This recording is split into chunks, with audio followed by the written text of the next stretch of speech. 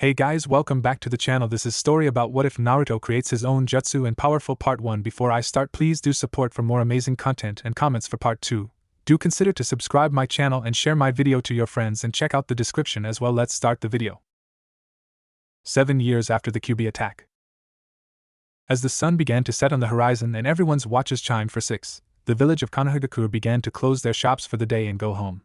Chunin guards at different gates and villages were exchanging shifts and were turning in their visitor check-in logs to the council.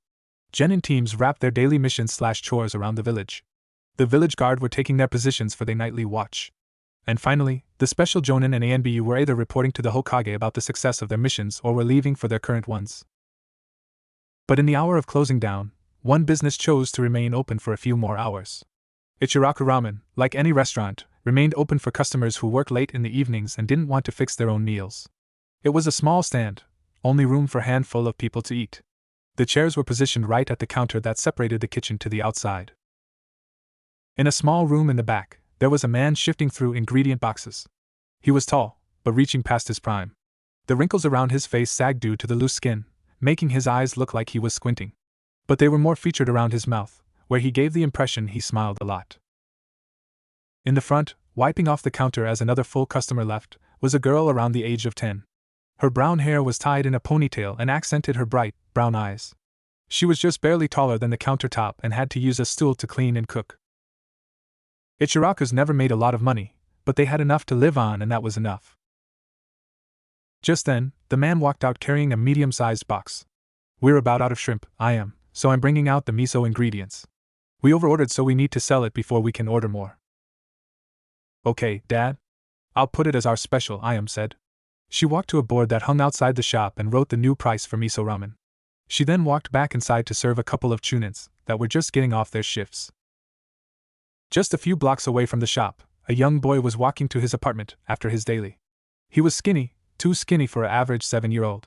It didn't help that his clothes were extremely baggy with holes and faded spots on them. His mop of blonde hair hung in spikes around his head, giving the impression he gave his own haircuts with a pair of safety scissors. On each side of his face were 3 marks that made him look like an overgrown cat. These marks were only a slight distraction to the boy's blue eyes. Eyes that hold an infinite amount of sadness and loneliness that only a few people noticed. The boy had just gotten his weekly allowance from one of the few people who cared about him, the Sandaime Hokage, leader and strongest shinobi of Konoha, Sarutobi Hiruzen. The Hokage had watched out for the boy for as long as he could remember. He often gave him the knowledge on how to be a true ninja when several of teachers at the academy wouldn't tell him. The pair would often go shopping together for groceries, spend time at the park, or would often just stay at the top of the Hokage Tower and watch the sunset. But today, the Hokage was busier than usual and couldn't accompany the boy on his grocery run. And whenever the boy would buy groceries alone, he would get charged more than the regular price. When he tried to point that out to the cashier, they would just throw him out of the store. It just wasn't the food stores. Many clothes stores would charge him more than the average price for a regular t-shirt and pants. Even if he was at a second-rate shop buying hand-me-downs. A few restaurants would charge him expensive prices for a simple meal, or would simply ignore him until he left. Then there were the looks and whispers. Anywhere he went, he would often get dirty looks for just simply giving people a glance, or he would hear very bad things whispered and hushed about him that when he asked the Hokage what they meant, he would see the old man scowl and tell the boy that whatever they said was not true and the people were ignorant. The boy noticed that the one word that mentioned the most was demon. To top off his loneliness, the boy never had any friends. When he was done with his classes, he would often go to the park to try and play with the other kids. He was always encouraged by the Hokage to play with children his own age, but whenever he arrived, parents would immediately pick up the children and leave. A word was never spoken to him, just a cold glare and a hurried retreat. Furthermore, when there were children for him to play with, they would just turn away and tell him that he was a bad kid. That he was a negative influence on them because their parents said so.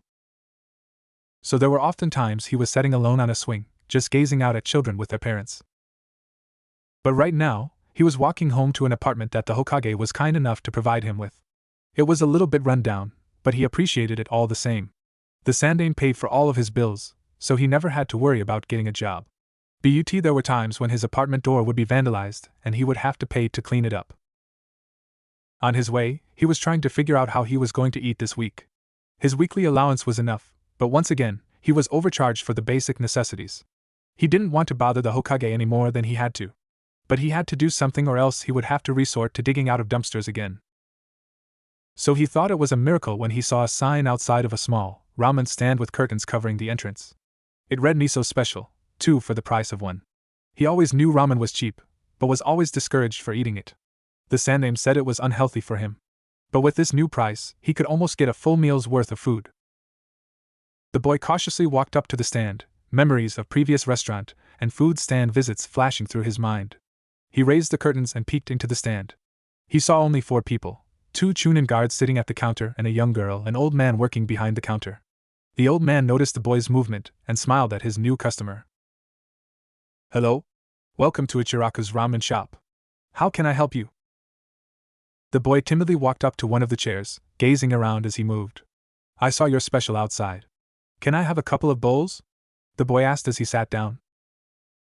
Coming right up, the old man said and turned to his daughter. Serve up 2 bowls of miso for our young friend here." "Sure thing, Dad," said She turned to the stove and began to boil a fresh batch of noodles. The boy followed her movements, a light blush rising on his cheeks. The man saw his blush and smirked. Through the years of his life, he could always spot a crush. And he could tell this young boy was smitten with his daughter. He leaned against the counter as his daughter cooked. "My name is Tucci. What's yours?" The boy was about to answer when a voice coughed demon. Tucci saw the boy's eyes falter and looked the ground. He then turned to other side of the counter to see one of the chunins snickering. "I don't appreciate any kind talk that discriminates my customers. Especially kids," Tucci said hotly. "That isn't a kid," replied one of the chunins. "He's just trash. Scum." "A demon," finished his friend. Tucci heard the boy sniffle and felt his anger rise even more. 2 grown men, ninjas nonetheless, were picking on and degrading a child. "You call yourselves men? You're belittling a boy who has done nothing to deserve it," he yelled. "Boy. This isn't a boy, he's AD." The chunin was cut off by a loud thunk on the counter in front of him. He looked down to see a giant butcher knife halfway into the wood, right between his fingers. He then shakily looked across the counter to see perched on her box, and holding on to the handle of the knife. Her eyes had a look of unmatched fury for a 10-year-old. "If you say the D word one more time, next time, I won't miss," gritted through her teeth. The chunins looked scared for a moment, before scoffing and standing up from their seats. "Let's get out of here. This place is good enough if they're going to serve him." The 2 left, and everyone heard them chuckling. Sighed and pulled the knife from the counter. "They didn't pay, Dad?" Tucci was about to assure her it was okay when he heard coins clattering the counter. He turned to see the boy emptying his frog wallet of all the coins it had. He shook a couple of times, then groaned. "I'm sorry. They didn't pay because of me. I'll pay for them, so no harm done." Tucci felt his heart tug at the boy's nobility. The boy did not say one word in the past few minutes as he was degraded by those 2 cowards, yet he was willing to pay their fees because he believed it was his fault. He walked up to the boy and pushed his coins back to the boy. "Keep your change, son. What happened just now was not your fault, and you shouldn't feel responsible for something you have no control over." The boy sniffed and looked back down at the counter. A few moments later, he slowly gathered up his coins and put them back into his wallet. Then sat down and waited for his meal. A few moments later, placed 2 bowls of ramen in front of the boy. He picked a couple of chopsticks, broke them, then slowly begun to eat. The 2 behind the counter just watched him, both feeling terrible for what just happened. "You never did tell me what your name is, son?" Tucci asked. The boy took his time swallowing before he answered. "Uzumaki Naruto." Tucci didn't even blink. He knew who the boy was the moment he walked into his stand. He heard the rumors about who the kid was from other vendors, ninja, shopkeepers, and kids. That he was orphan demon and deserved to be put down. That he caused a lot of trouble around the village for everybody and had frequent chases with the ANBU guard after pulling a prank. Tucci was a man that didn't believe in rumors. He only believed what he could see for himself. Only what he could determine with his own judgment. And what he saw was a lonely child, with no family or friends. A boy who had been kicked too many times as he laid on the ground. And Tucci also knew the secret and burden the boy held. He turned to his daughter, who was staring at him with her eyes glistening. One look told him she believed the same thing. "My name is Ayam. We're glad to have you in our stand," Ayam said with a smile. The boy perked up and stared unbelieving at the family. He had only a voice with that much care come from the 3rd Hokage. Really? He asked. Tucci smiled and placed a hand on his daughter's shoulder. Of course. It was several hours later, as they were beginning to close down, that Naruto finally left. The three spent the entire time talking and laughing. Naruto would talk about his schoolwork at the Ninja Academy, and the time he spent with the Hokage and one of his teachers at school named Irika. Apparently, only Irika seemed to teach Naruto anything at the academy, whilst the other teachers just ignored him. Irika would help him out with his homework, shuriken training, and jutsu theory. The way Naruto described him was that he was a strict individual and liked to give Naruto lectures on what it means to be a ninja. But Tucci saw what was underneath Irika. The man truly cared for the boy. Probably the only one besides the Samdame. The Hokage, on the other hand, Naruto saw the man as a grandfather and even let himself be called one. Naruto had the utmost respect for the man and proclaimed several times that his dream was to become Hokage of the village. This way, he could earn the village's respect and make his grandfather proud. Ayam and Tucci paid attention to his every word, especially when it came to his pranks. They would both laugh uncontrollably when he told them each prank in graphic detail with dramatic arm movements. Tucci especially loved the ones when Naruto would prank the store vendors Tucci had problems with. As Ayam placed a closed sign outside the shop, Tucci began to clean up. Wait. How much do I owe you? Naruto asked. Tucci smiled and went to the sink to count the bowls that Ayam placed there over the evening. He was surprised about the amount the boy ate. It was like he couldn't get enough of their ramen. Or the boy had never enough to eat. Well, Naruto, your total comes to about 1,000 yen. Naruto's jaw fell open. Normally, he was charged 5 times that amount at other restaurants. He quickly reached for his wallet and began to dig through it. But seeing as this is your first time, we'll allow this as a freebie, grinned Tucci. Naruto's body froze, then he shakily returned to his seat. I can't. Ayam came back from outside and put a hand on his shoulder. Just be sure to tell everyone where you could such great ramen. Naruto blushed and nodded quickly. I will. Believe it. Tucci laughed. Thanks, kid. Ayam, let's get this place cleaned up. Naruto jumped out of the chair. Can I help? Father and daughter looked at each other, surprised at the boy's eagerness. Ayam knew that the 1,000 yen her father charged was actually too low than the actual amount he ate. But Ayam didn't care. After the story Naruto told and the way those chunins were treating him, Naruto deserved a break. But here he was, eager to help out his new friends in any way he could. Ayam thought this boy was really something else. And that she believed he was completely adorable was another thing. She looked at her father, who smiled and nodded. Ayam grinned and pulled a rag from her apron. If you really want to help, you can wipe down the counters and them sweep the floor, she told him. Naruto nodded eagerly and started. Tucci shut down the oven and emptied out the cooking oil from the cookers. Ayam packed up what ingredients they had and put them in a refrigerator in the back room. In no time at all, the stand was clean. The trio stepped out of the small building and Tucci reached at the top of the stand's opening. He pulled down a metal shutter and locked it at the bottom. Well, this is where we part ways, Tucci announced. He turned to Naruto. Which way are you going? That way, said the blonde. Tucci frowned. The direction Naruto pointed led to the bad district of the city, where the red light district was. Tucci learned to always avoid that area and told Ayami not to get within a quarter of a mile of that place or else he would ground her for life. Be careful, okay, Naruto? Tucci asked. Always, Naruto grinned. But then he looked away. What's wrong? Ayam asked. It was a few moments of silence before the blonde finally answered. Is it okay if I come by tomorrow? Naruto whispered. Of course, said Ayam. Dad and I will always welcome you to our stand, Ayam said cheerfully.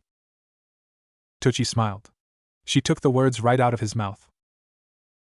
Naruto looked up. Thank you, he said. If it wasn't for the street light, the two would have noticed the tears falling from his eyes. Is something wrong, son?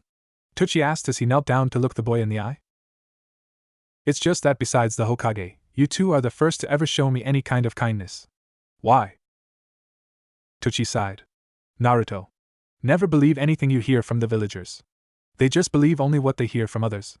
They had never took the time to see what you really are. Naruto looked up from his feet. What? A child. A ninja. And the future Hokage. Naruto's bottom lip quivered as he jumped into Tucci's arms and hugged the old cook. Tucci hugged him back. Ayam soon joined in as she hugged Naruto from behind. The only sound was on the dark and empty streets was Naruto's quiet sobs. The three stood there for nearly 5 minutes before Tsuchi finally pushed Naruto away and held him at arm's length. Feel better? Naruto sniffed, rubbed his nose with his sleeve, and nodded. He then tried to move, but noticed Ayam still held him from behind. Her father noticed she had a few tears in her eyes as well. Ready to go, Ayam? Tsuchi asked. One moment, Dad, Ayam said. She let go of Naruto and faced him at the front. When you become Hokage, you better still come and visit us, no matter how busy you become in the office. Naruto laughed. Kami couldn't keep me away from your shop. Good. Because I don't want my future husband to spend his time cooped up in a stuffy office, she said defiantly and kissed him on the cheek. Tsuchi almost had to stuff his fist in his mouth to keep from laughing out loud at Naruto's beet red face. See you tomorrow, Ayam said cheerfully and walked away. Bye, Naruto, Tsuchi chuckled at the still frozen blonde and followed his daughter down the street. Naruto watched them fade into the dark. When he couldn't see them anymore, he turned and walked to his apartment. The smile on his face was brighter than the street lights. About a mile away, in an office at the top of the Hokage Tower, sat the third Hokage himself. He felt really guilty about leaving Naruto to leave shopping to himself, but he had several meetings today, one of them with the fire daimyo himself. When it was over and the paperwork still piled high, he decided to check on him with his crystal ball. Expecting the boy to be at his apartment, he was surprised to find the boy at a ramen stand speaking with the owner and his daughter. He smiled as he could see Naruto talking cheerfully with the two cooks. Using his lip-reading skills, he could see Naruto was talking about his past pranks, Irika, and himself. The third forgot about his work and spent the next hours watching Naruto interact with his new friends. Only when the three started cleaning up did the Sandaime realize how late it was. He put his crystal ball away, stood up and stretched, feeling all his joints pop at once. He groaned at the slight pain and at the paperwork he still had to do. To hell with the paperwork, he said to himself. Naruto's bound to be here tomorrow talking about his new friends. And I want to be there when he introduces me to them. Time skip, 6 years later. Naruto cackled madly as he put the final touches on his masterpiece at the Hokage monument. He had to admit, after all of his pranks, this one would top them all. The blonde ninja in training could hear the disapproved voices from below, but that didn't stop him. With this prank, he would let the whole village know that he would become a Hokage. True, he was supposed to be in class right now. But Naruto knew Irika was only giving a lecture about the first great shinobi war. If he hurried, he could get back in time for henge training. He had a new killer move he wanted to try out after he finally had control of his chakra. Flashback, Naruto 9 years old. Naruto grumbled underneath his breath as he helped Tsuchi with the dishes. He had a bad time at school earlier in the day when Irika called on all the students to practice their henges. The idea was to focus their chakra into their bodies, perform the appropriate hand symbols and focus on the image they were transforming into. It was one of the 3 basic jutsus that were required to master before they graduate. However, Naruto would always have trouble when he performed any kind of jutsu. He would spend hours meditating so he could properly clear his mind and focus on the image he wanted to transform into. But when he would try to perform the jutsu, the henge would backfire and look like a deformed monstrosity of the original image. Naruto was berated by Irika earlier today for screwing up the image. At first, he laughed it off and told everyone it was a joke. He only humiliated himself further when it backfired once again. Naruto swore lightly and placed a clean bowl on the drying rack, only for it to clatter loudly on the countertop. Tsuchi turned around from balancing his records to turn to his favorite customer. What's wrong? Naruto sighed and dried his hands with the towel. Nothing, Pops. Tsuchi smiled. After 2 years of spending every day at the stand, Tsuchi finally offered him a job. He noticed the boy was being overpriced for food and clothes, so he figured Naruto could use some extra spending money. The blonde immediately agreed and started working at once. Every day after school, Naruto would come to stand and work for a few hours. Then, he would go train on a training ground the Sandaime told him about so he wouldn't be bothered by any other ninjas. The ramen cook knew that once he hired Naruto, his business attendance would go down, due to the fact that many civilians would not associate in a place where the village demon would work. But Tsuchi didn't care about that.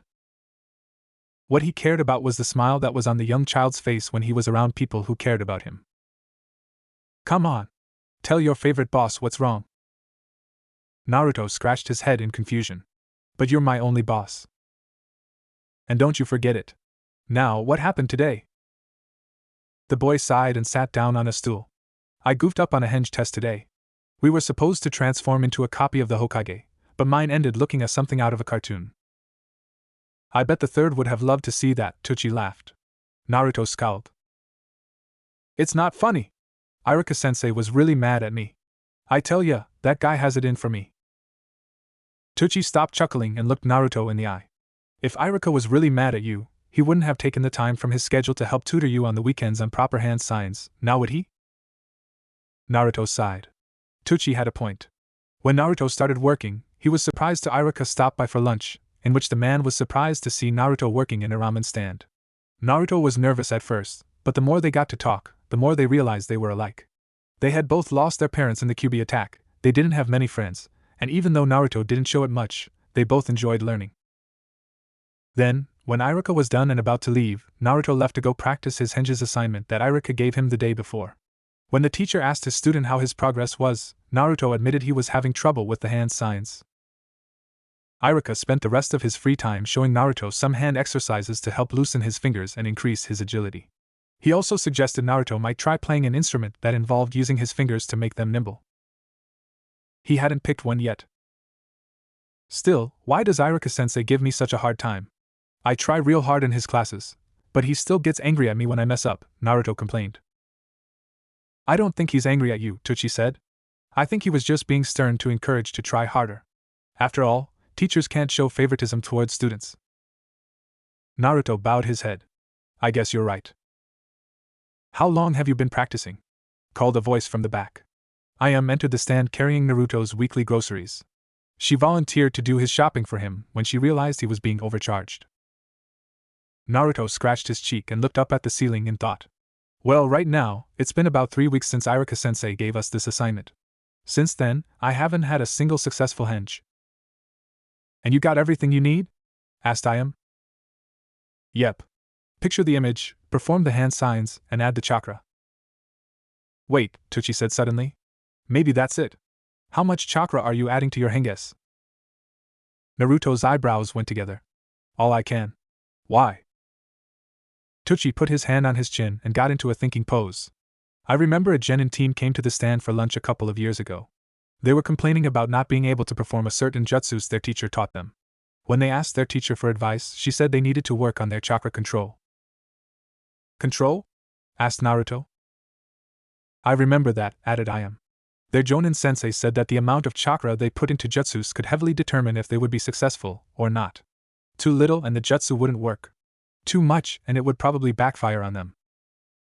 Naruto's face strained as he tried to put the pieces together. So you're saying I'm using too much chakra? Tucci nodded. It's a possibility. So how do I learn to control my chakra? The Jonin didn't say. However, I do remember several Chunin talk about an exercise called tree walking a lot. That may be one of them. Naruto's eyes brightened, then began looking around. I'm done with the dishes, Pops. I just remembered that I forgot my homework back at the academy. Can I?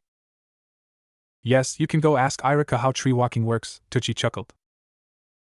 In a flash, Naruto hopped over the counter and took off down the street. Flashback over. As Naruto put the final touches on the yandame's head, he thought back to that day he really did know that Iruka-sensei did care about Naruto. When he busted through the door, he caught his teacher grading papers, which all of them went flying. When Iruka asked what Naruto wanted, he was very surprised that Naruto wanted to learn tree walking. It was too advanced of an exercise for an academy student. But when Naruto explained why his henges weren't working, Iruka could see the logic in the boy's theory. The teacher smiled and began to teach Naruto how tree walking worked. That's what technique Naruto was using now. It wasn't just trees. Naruto learned that he could stick to pretty much anything if applied chakra to the soles of his feet. It was a lot safer than swinging from a rope. Ever since then, Iruka would come by the stand at least twice a week to eat and visit with Naruto. Outside the classroom, Naruto realized that Iruka had become an older brother to him. With a wave of his brush, he put the final touches on the Hokage monument. The cries of the villagers became more outraged as he began walking to the top. Losers! You don't have what it takes to do something like this, he yelled as he cheerfully waved at the villagers. His role as an outcast had not changed in the past 6 years. He was still overcharged for groceries, ninja tools, and clothes. In fact, he was wearing a cheap 2-piece orange jumpsuit that he got from a throwaway sale last year. Tucci and Ayam once took him shopping for clothes last month for the first time, but they just received the same treat as he did. The closest people he had to a family were kicked out of the store just for being with him. So he decided to send the village a message. That one day, he will become Hokage and the villagers will begin to respect him. That one day, his face will be carved into the mountain. Then, he suddenly got a brilliant idea. Lord Hokage! Lord Hokage! It's terrible! The Sandaime sighed, but did not turn away from the painting he was working on. What has Naruto done now? The Chunin was stood in shock at the Hokage's correct question. How did you know, sir? Because I recognize that tone when that boy's done something? Said the third. And that tone the guy uses always makes him sound like a whiny little bitch. So what's the boy done? He's decorating the Hokage moment, sir. With paint, said the Chunin. Let's go see then, sighed the Hokage as he grabbed his hat. He kept the brim down over his face so the Chunin wouldn't see the smirk on his face. I can't wait to see what he's done now. It's going to be good. The horror! This is the final straw, said the Chunin as followed his leader to the roof. When two got to the top of the tower, Naruto had just added his final mark to the mountain. Below, many of the villagers were voicing the Chunin's reaction. The Sandaime, however, thought it was funniest thing in the world. The first Hokage's head was painted with black paint. The eyes were painted with knockout X eyes, had swirls on his cheeks that made him look like an Akimichi, and had a beard painted along his chin, including a little goatee in front of his bottom lip. The second Hokage's head was painted with blue and white paint. His spiky hair was painted with blue tips, but painted white. His eyes were painted white with little half-blue circles to give the impression he was looking up. The final touch was that his lips were blue as well. The third Hokage's head had green and white. His hair and beard was painted in green and had white lines running from the corners of his eyes, making him look like he was crying. To top it off, the eyes were painted white with green pupils. However, they made him look cross-eyed. The fourth Hokage's head was yellow and red. The hair was painted yellow as were the eyes with red pupils. There were also red drops hanging from his nose that made it look like he had a nosebleed. But that wasn't even the most noticeable item on the mountain. Right beside the Yondaime's head, on a good chunk of rock, was a head drawing. The drawing was the size of the others, but was made up of black, yellow, and blue paint. The black paint outlined a head, eyes, spiky hair, and a nose. The hair had bright yellow paint on the inside of the lines with blue paint in the eyes. The final touch was there was a smirk painted on along with whisker marks on the cheeks. That made the Hokage chuckle. Not bad. Not bad at all. I can't watch anymore, said the Chunin as he sushined away. Was, said the Hokage as he went back to admiring the boy's work. A moment later, Irika shushined beside him. Lord Hokage, I can't apologize enough. I'll make sure he cleans it up later, Irika said breathlessly. Ah, Irika. Yes, that would be a sufficient enough punishment. But before you take him back to class, I have a couple of questions to ask. Yes, Lord. First, how does his head look on the monument? Irika was speechless for a moment. Then, a smile spread across his face. Like it belongs up there, Irika answered. Good. Next question, my eyes are not that crooked, are they? Ah, come on. You've got to admit it was a nice touch, Naruto complained to his sensei. Currently, the young ninja was tied up on the floor of his academy classroom. Naruto, you can't keep screwing around like this.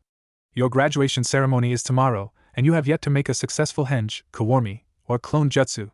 You've failed the last 2 years here, so it's time for you to grow up. Naruto scoffed, and turned his head away. The times he failed was not his fault. A tick mark appeared above Irika's head as he spun towards his class. Fine. Since Naruto doesn't seem to care, we'll be reviewing the henge transformation. Everyone in the class groaned.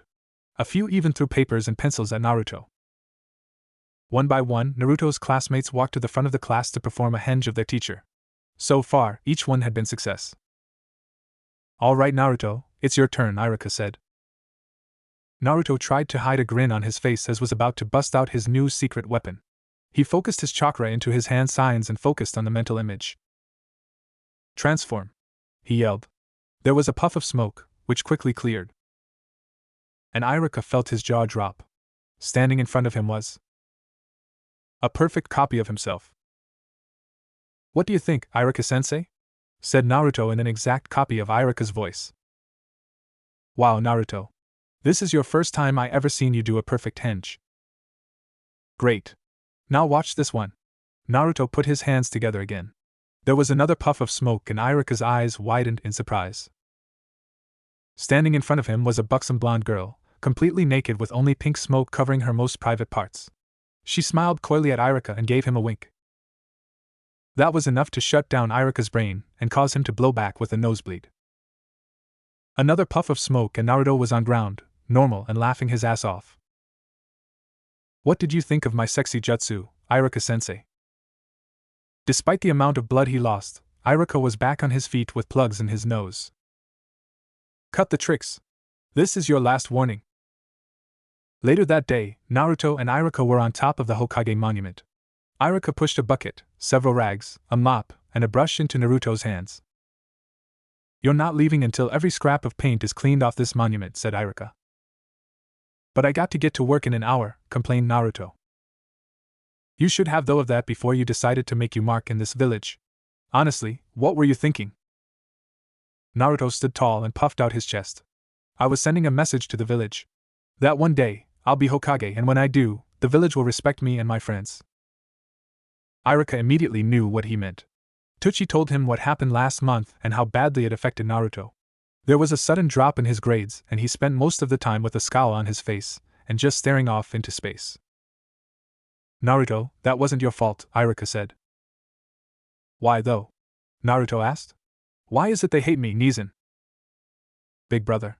That's what Naruto called Irika when there was no people around. Their friendship had developed in the past few years outside of the classroom. Irika had become one of the few people that Naruto trusted. Don't listen to them, Naruto.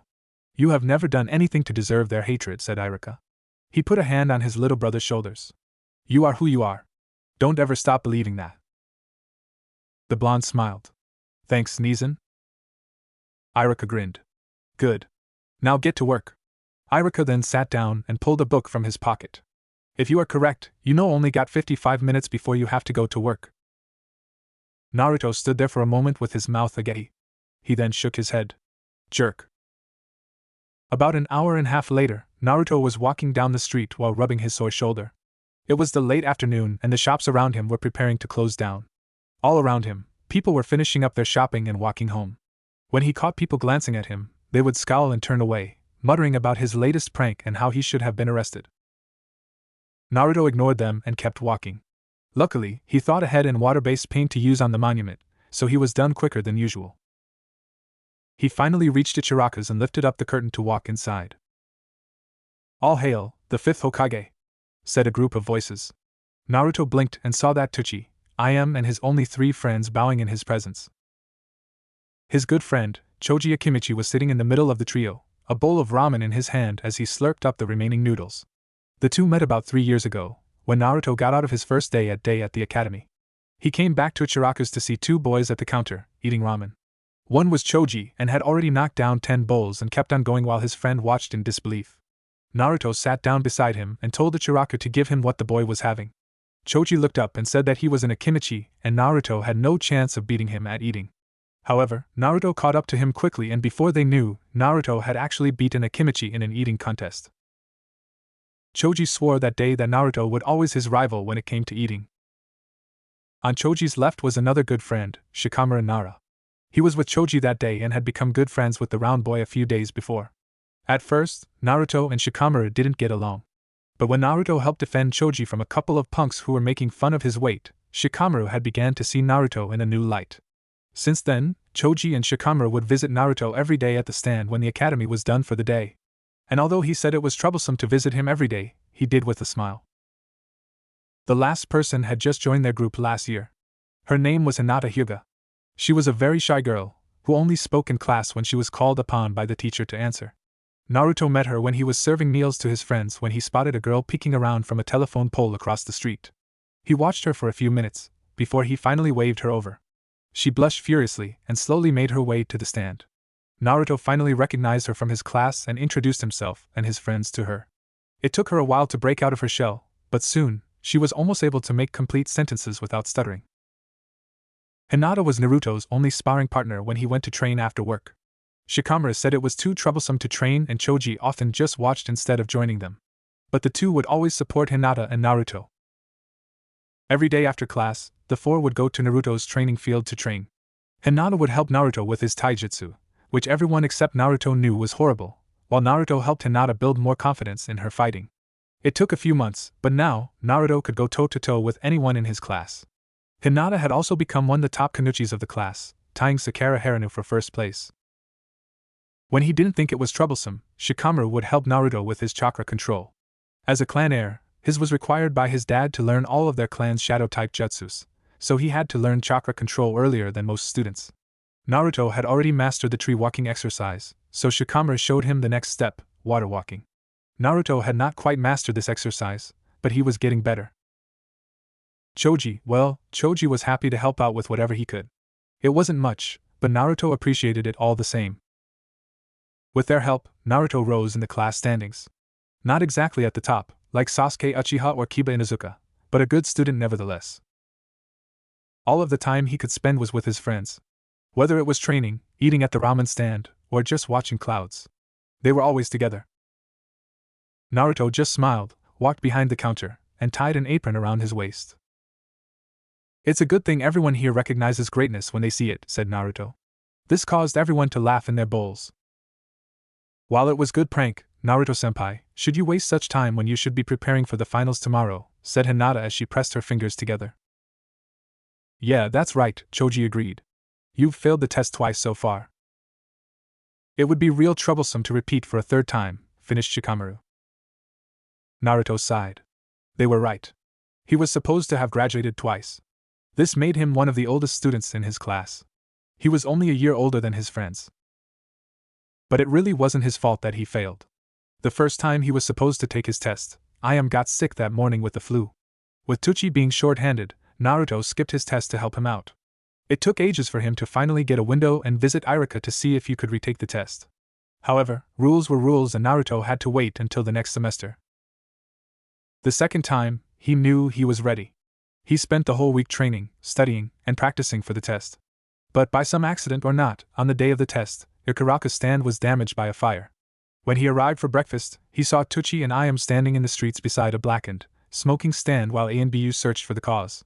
When he asked Tsuchi what happened, the man said he must have left the burner on. But Naruto always believed the fire was caused by an arsonist. One who didn't want a demon in the stand and burned it down to send a message to its owners. Tsuchi told Naruto that he shouldn't worry about it, and he needed to go to the academy. Naruto refused and spent the day helping the Ichirakus salvaging what they could from their stand. "Well, let's hope lightning won't strike a third time," said Tsuchi as he clapped Naruto on the shoulder. "Don't worry, kids. Naruto will be there tomorrow. And when all four of you arrive here with your new handbands tomorrow, I'll give a bowl on the house." Naruto and Choji cheered while Hinata smiled and Shikamaru just shook his head. But he did so with a grin. Naruto waved goodbye to his friends as they went home for the evening. They had spent the evening discussing what might be on the test tomorrow, all of them giving tips for each other. Naruto had to thank Kami for all of their help. Without his friends, he would have probably never had been the ninja he was today.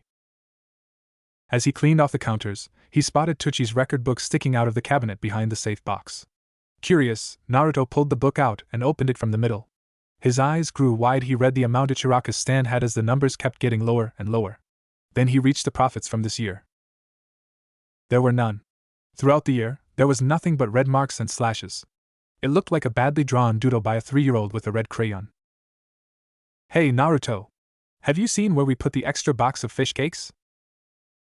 Naruto closed the book and stuffed it quickly back in the cabinet. "Yeah, it's under the box of miso ingredients." There was a nauseous feeling coming from his stomach. Naruto knew that he was the cause of all the Ichiraka's misfortunes. He and his friends were pretty much the only customers they had these days. And yet, they had never complained. "What should I do?" he thought. "Hey, is everything okay?" Ayame asked as she came from the back. Naruto put up a quick fake smile. "Everything alright. Believe it." Naruto pulled down the metal shutter and locked it with his very own key. He grabbed his bag from the ground and turned to the Ichirakus, who were waiting nearby. "Well, good luck tomorrow," said Tsuchi. "Let's hope nothing bad happens this time." Naruto frowned and looked at his feet. "If something happens, I'll just skip my test again and come to help." I don't care what happens. No, Tucci said sternly. Naruto looked up in shock. The only time he heard Tucci use that tone was chasing out customers. I don't care what happens tomorrow. I want you to be at the academy, on time, and ready to take your test. But that's final, Tucci yelled. Naruto jumped back, scared. When Tucci saw this, he calmed down and knelt on one knee. Naruto, you're a ninja. This is what you were born to do, not become a ramen cook. You're destined to become our Hokage, and you can't do that if you keep hanging around here. But I love it here, Naruto argued. Tucci felt his heart tug at that comment. He loved the boy like he was his own son, but he sure had a real thick head. Hey, I didn't say quit hanging out with us permanently. Even a Hokage needs a break now and again. In fact, after your art display earlier, the Sandaime was here laughing about it. Naruto's eyes went wide. The old man was here? He actually escaped his secretary and paperwork? Tucci laughed and nodded. Besides Naruto and his friends, the third was a regular customer in here as well. Flashback, Naruto age 7. Tucci was wondering where his newest customer was when he heard his excited voice outside the curtain. He seemed to be talking to someone about how this was the greatest place with the best food. Imagine his surprise when Naruto pulled none other than the third Hokage through curtains and into his stand. Lord Hokage, stuttered Tucci. He quickly bowed. You honor me with your presence. Ayam just stood still, shocked that her future fiancé was friends with the leader of their village. See, Gigi, here we are, piped the small blonde. That's Tucci and Ayam. They're my best friends and serve the best ramen. Tucci was shocked that Naruto addressed the Sandaime in such a way. He was even more shocked when the man laughed and sat in a seat. Well, we'll just have to see about that, said the third. I'll have bowl of barbecue flavor ramen with beef chunks, please. And I'll have the miso, sir, added Naruto. Tucci and Ayam were frozen for a moment before finally snapping back to reality and worked on their orders. When they were finished cooking, Tucci pushed the bowls forward with shaky hands. After a while, though, the Ichirakus began to relax and laugh along with the Naruto and the Sandaime. Naruto went on and on about how mad his teacher was when he pulled the old snakes in a drawer trick in class today. Instead of berating the boy for his mischief, the Hokage chuckled at the antics the boy was making. Then, the Hokage wowed all three of them with his stories about his past battles during the ninja wars. All this time, Naruto knew what a great ninja the Hokage was, but it never ceased to amaze him how strong his idol could be. When they finished, the Hokage pushed his bowl back and fished some money out of his pocket. Naruto, why don't you and your friend Ayam go get some ice cream? Naruto brightened and grabbed the money from his hand. Sure thing, Gigi. Come on, Ayam. Ayam looked at her father, who smiled and nodded. She pulled off her apron and followed Naruto out into the street, where the duo broke off into a run to the stand just a few blocks down. When they were gone, the smile left the Sandaime's face. He turned to Tucci with a calculating look. Why are you helping him? Asked the third. You know what he contains, don't you? Tucci swallowed and nodded. Yes, I do. And I don't care. This answer caused the third's eyebrows to rise to his hairline. Oh? And why is that? Tucci took a deep breath. Because he is not what everybody thinks he is. I had to witness his treatment by other villagers myself just yesterday. In my very own stand, nonetheless. And when I looked at Naruto, I didn't see a demon as the villagers called him. I saw a boy with no friends or family. A boy that has been an outcast for something he never did. Just a child, no demon. Tucci stood tall and finished his speech. And I'll do what I can to see that he remains safe. For several long minutes, the third just stared unblinkingly at Tucci. Then, a smile blossomed over the old man's face, and a single tear rolled down his eye. For the longest time, I've tried everything I can to keep Naruto safe and happy. But no matter how hard I try, something keeps hammering him down. Now, I've seen that Naruto has made more friends by just being himself. The Hokage slid out of his chair and bowed to Tucci. Thank you for being his friend. Tucci's jaw dropped. Here, the strongest ninja in Konoha, was bowing to him, a ramen cook. Please, Hokage-sama, there's no need to. The Sandaime chuckled and sat back down. We're friends now, Tucci. Hiruzen will be okay. Just as long as it's here. Before Tucci could say anything, Naruto and Ayam just returned. Hey, Gigi. So how did you like the ramen? Naruto asked. His mouth was smeared from the chocolate ice cream bar in his hand. It was great, Naruto. I'm going to have to come back here more often, smiled the third. But sadly, I must go face my greatest enemy. Naruto's eyes lit up and began to hop up and down. You're going to fight Gigi? Who? Some warlord or evil emperor? The third smiled. Yep. Paperwork. Flashback ends. With running a stand full-time, the third had become one of Tsuchi's only friends. It seems the stand was the key to all of the building friendships when Naruto was involved. Yes, the third was here. And he wants you to pass even more than I do, Tsuchi said. Really? Naruto asked. Yes. He said he really needed someone to take over being Hokage and deal with all the paperwork he's got. Naruto tried to scowl and smile at the same time, causing Tsuchi to laugh and ruffle the boy's hair. Well, I'd better get going. Good luck tomorrow, Tsuchi said as he walked away. Naruto waved the old man and walked up to Ayam. The girl had blossomed into a very beautiful young woman. Her hair had grown out longer and was still tied in a ponytail. She had grown taller as well. At 16, she stood a head higher than Naruto, who at 13, had not hit his growth spurt yet. When they were younger, the two were always together.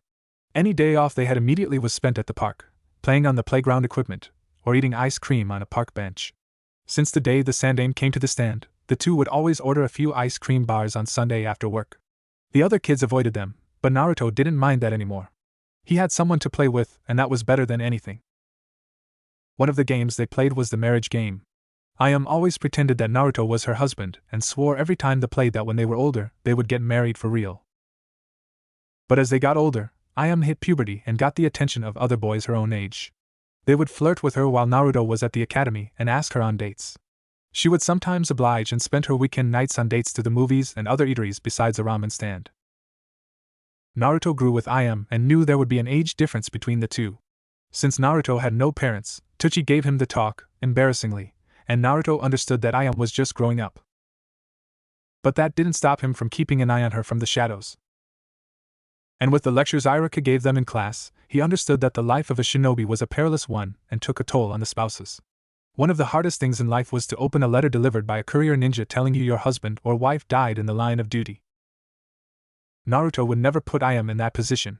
She deserved to grow old and happy with a civilian, not lose sleep wondering if her husband was ever going to come home. But there would always be a part of him that will love her, no matter what happened. Good luck tomorrow, Naruto. Be sure to stop by tomorrow before you go to the academy, Ayam said. I will, Aya-chan, replied Naruto. You and Pops are going to come to my graduation tomorrow if I pass, right? When you pass? I have no doubt in my mind you're going to pass tomorrow. And why is that? Naruto asked. Because my future husband needs to be a genin before he can become Hokage, Ayam smiled. Naruto rolled his eyes. Ayam, we're not 10 and 7 anymore. Besides, I thought you thought me as a brother, not a fiancé. Ayam pouted. Are you saying you don't want to marry me? No. I mean, Naruto stuttered and blushed. The girl laughed and pulled Naruto into a hug. Don't worry. You'll always be the one I care about the most. Even when I'm old and gray and wondering whether or not if it's Saturday or Wednesday. You're already halfway there, Naruto muttered. Ayam mock gasped and ruffled his hair.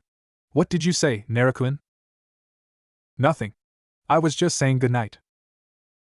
Good night, Naruto, Ayam whispered as she pulled away. She bent down and pecked Naruto on the cheek. And there is a good luck charm for tomorrow. Naruto blushed harder, but smiled. Thanks, Aya-chan.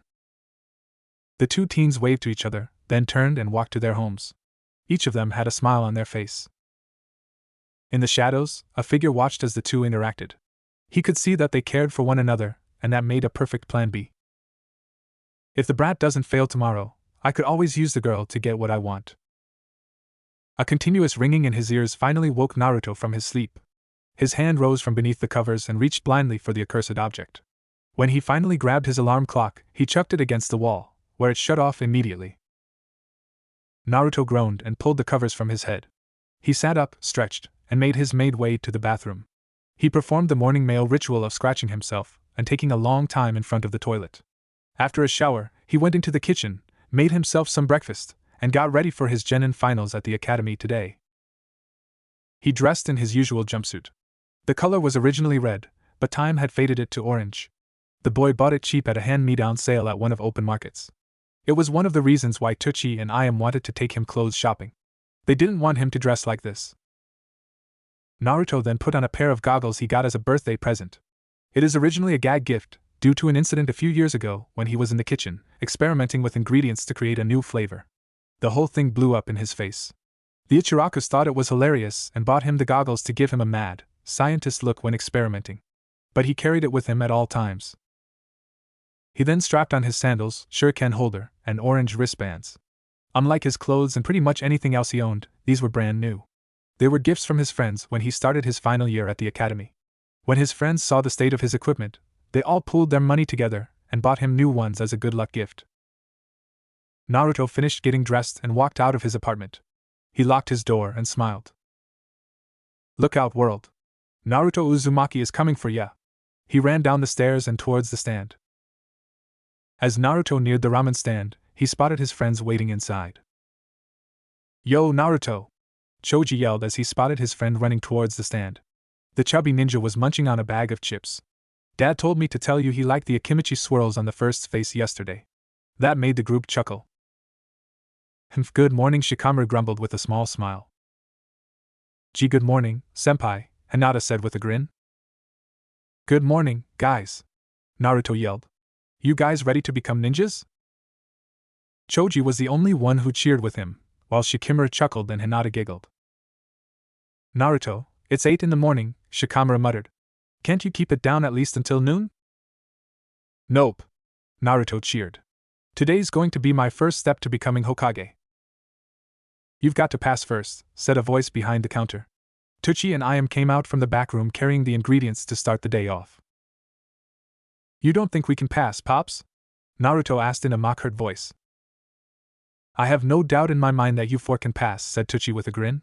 "In fact, when you do, we'll have a party here tonight celebrating your graduation. All the ramen you can eat instead of one free bowl." Choji roared with delight and fire in his eyes. Shikamaru muttered troublesome and tried to calm his friend down. Hinata just giggled at Choji's antics. Naruto, however, frowned.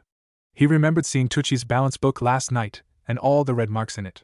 He wasn't that great at math, but he knew that Tucci was becoming in debt to his landlord and getting loans from the bank just to pay for more ingredients. If it kept up, he'll have to close the shop within 2 months. "Naruto-kun, is something wrong?" Ayam asked. "Hawa. Dad mentioned free ramen and you were frowning? Is something wrong?" Naruto shook his head and put a fake smile. "There is absolutely nothing wrong with free ramen." Tucci let out a breath. "Good. I was beginning to wonder if someone replaced Naruto with a spy." "Hey!" yelled Naruto, insulted. Everyone laughed. Then Tucci looked at his clock on the wall. "You kids better get going, class will be starting soon." "Gotcha," said Choji as finished his bag of barbecue chips. He jumped off the stool and began to walk towards the academy. Shikamaru stifled a yawn and followed. Hinata slid off the stool, bowed to the Ichirakus and followed Shikamaru.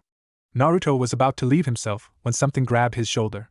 He turned to see that Ayam had gone around the counter to see him. "Good luck today, Naruto-kun," she said as she hugged him. Tucci had mysteriously gone back into the back room. "Thanks, Saya-chan. I'll be sure to make you and Pops proud today." Ayam bent down slightly and kissed Naruto's forehead. "There. Another good luck charm. With 2 you can't fail." Naruto grinned. "I won't fail. Believe it." He turned and shot down the street to catch up with his friends. Naruto and his friends were sitting in the desks at the front of the class. While they waited for their teachers to arrive, Naruto and Hinata were discussing what they were going to be tested on along with Choji, who munched on another bag of chips. Shikamaru was catching up on his sleep. Everyone quieted down when Irika and Mizuki walked in. "Alright, class. Today is the day," Irika announced. "We've already tested your field ninja skills throughout the semester, and everyone here has passed. Now me and Mizuki will be testing your ninjutsu abilities, one-on-one." Naruto nodded, anxious to begin his test. After being absent for the last 2, he couldn't wait to get started. He knew he could take whatever his teachers could give him. "When we call your name, you will proceed into the next room and perform your ninjutsu techniques there in front of your teachers.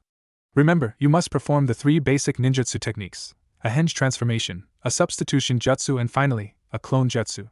Good luck." First up, Shino Aburame.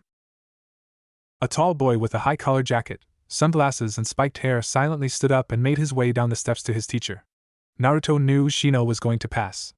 As the heir to his clan, Shino was taught his clan's more advanced jutsus. He an above-average taijutsu fighter and could perform the basic ninjutsu. His main weapons were his family's kikia bugs, chakra-eating insects that live in the boy's body like a hive. Naruto never had any problems with Shino, but never took the time to talk with the boy either. Maybe when this was over, he could say congratulations. Sure enough, a few minutes later, Shino walked back into the classroom with his new leaf headband around his forehead. Great job, Shino, Naruto said as he walked past him and his friends.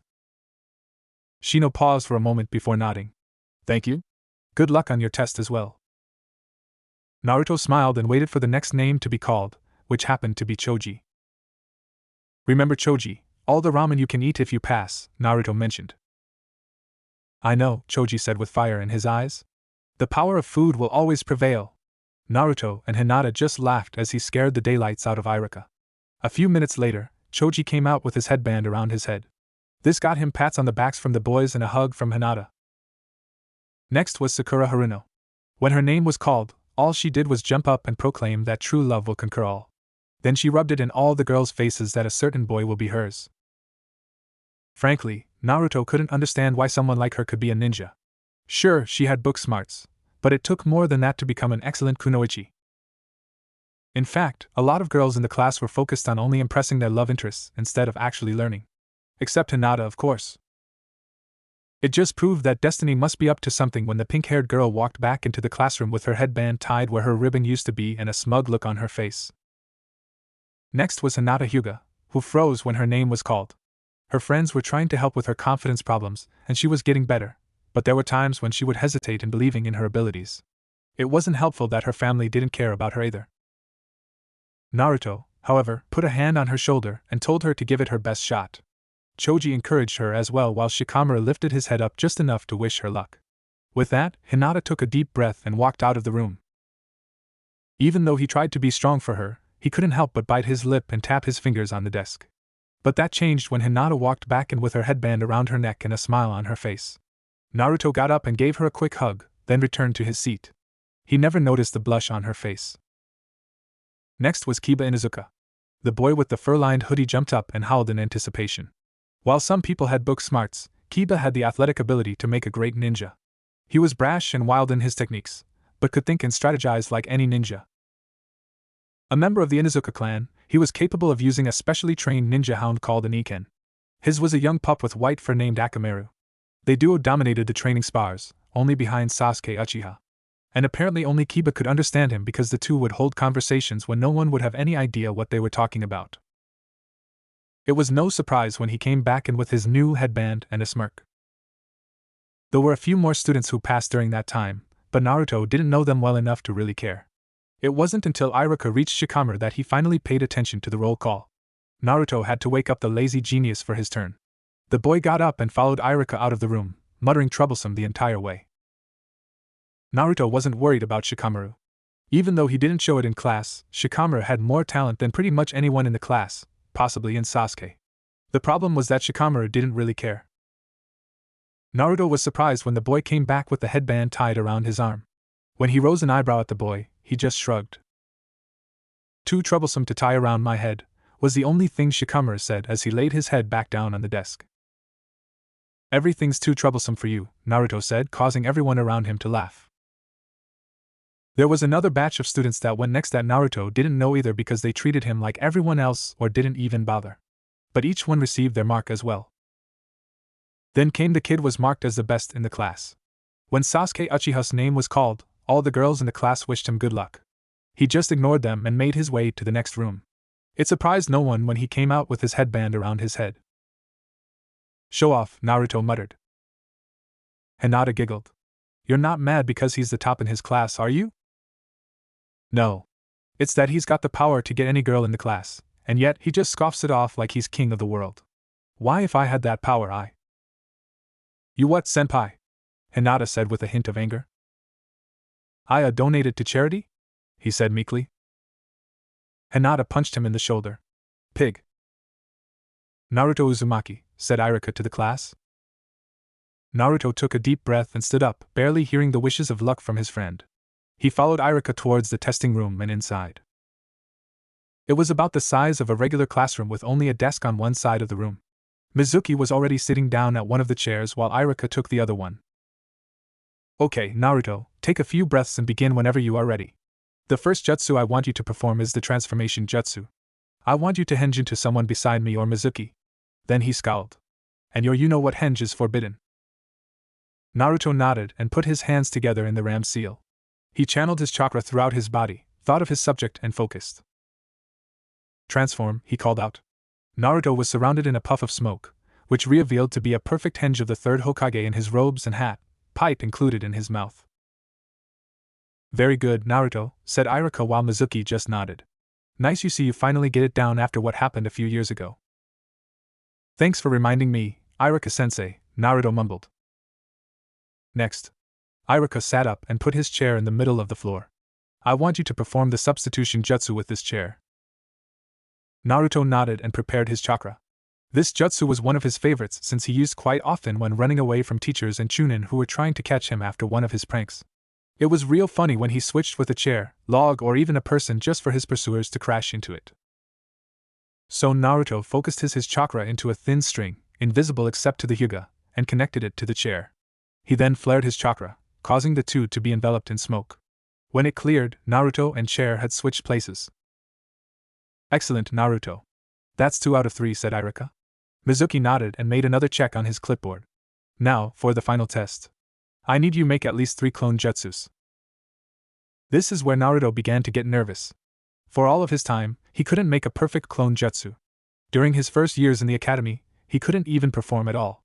As time went by, he began to get better at the jutsu, but each clone would either disrupt as soon as it appeared or would be very haggard and sick-looking.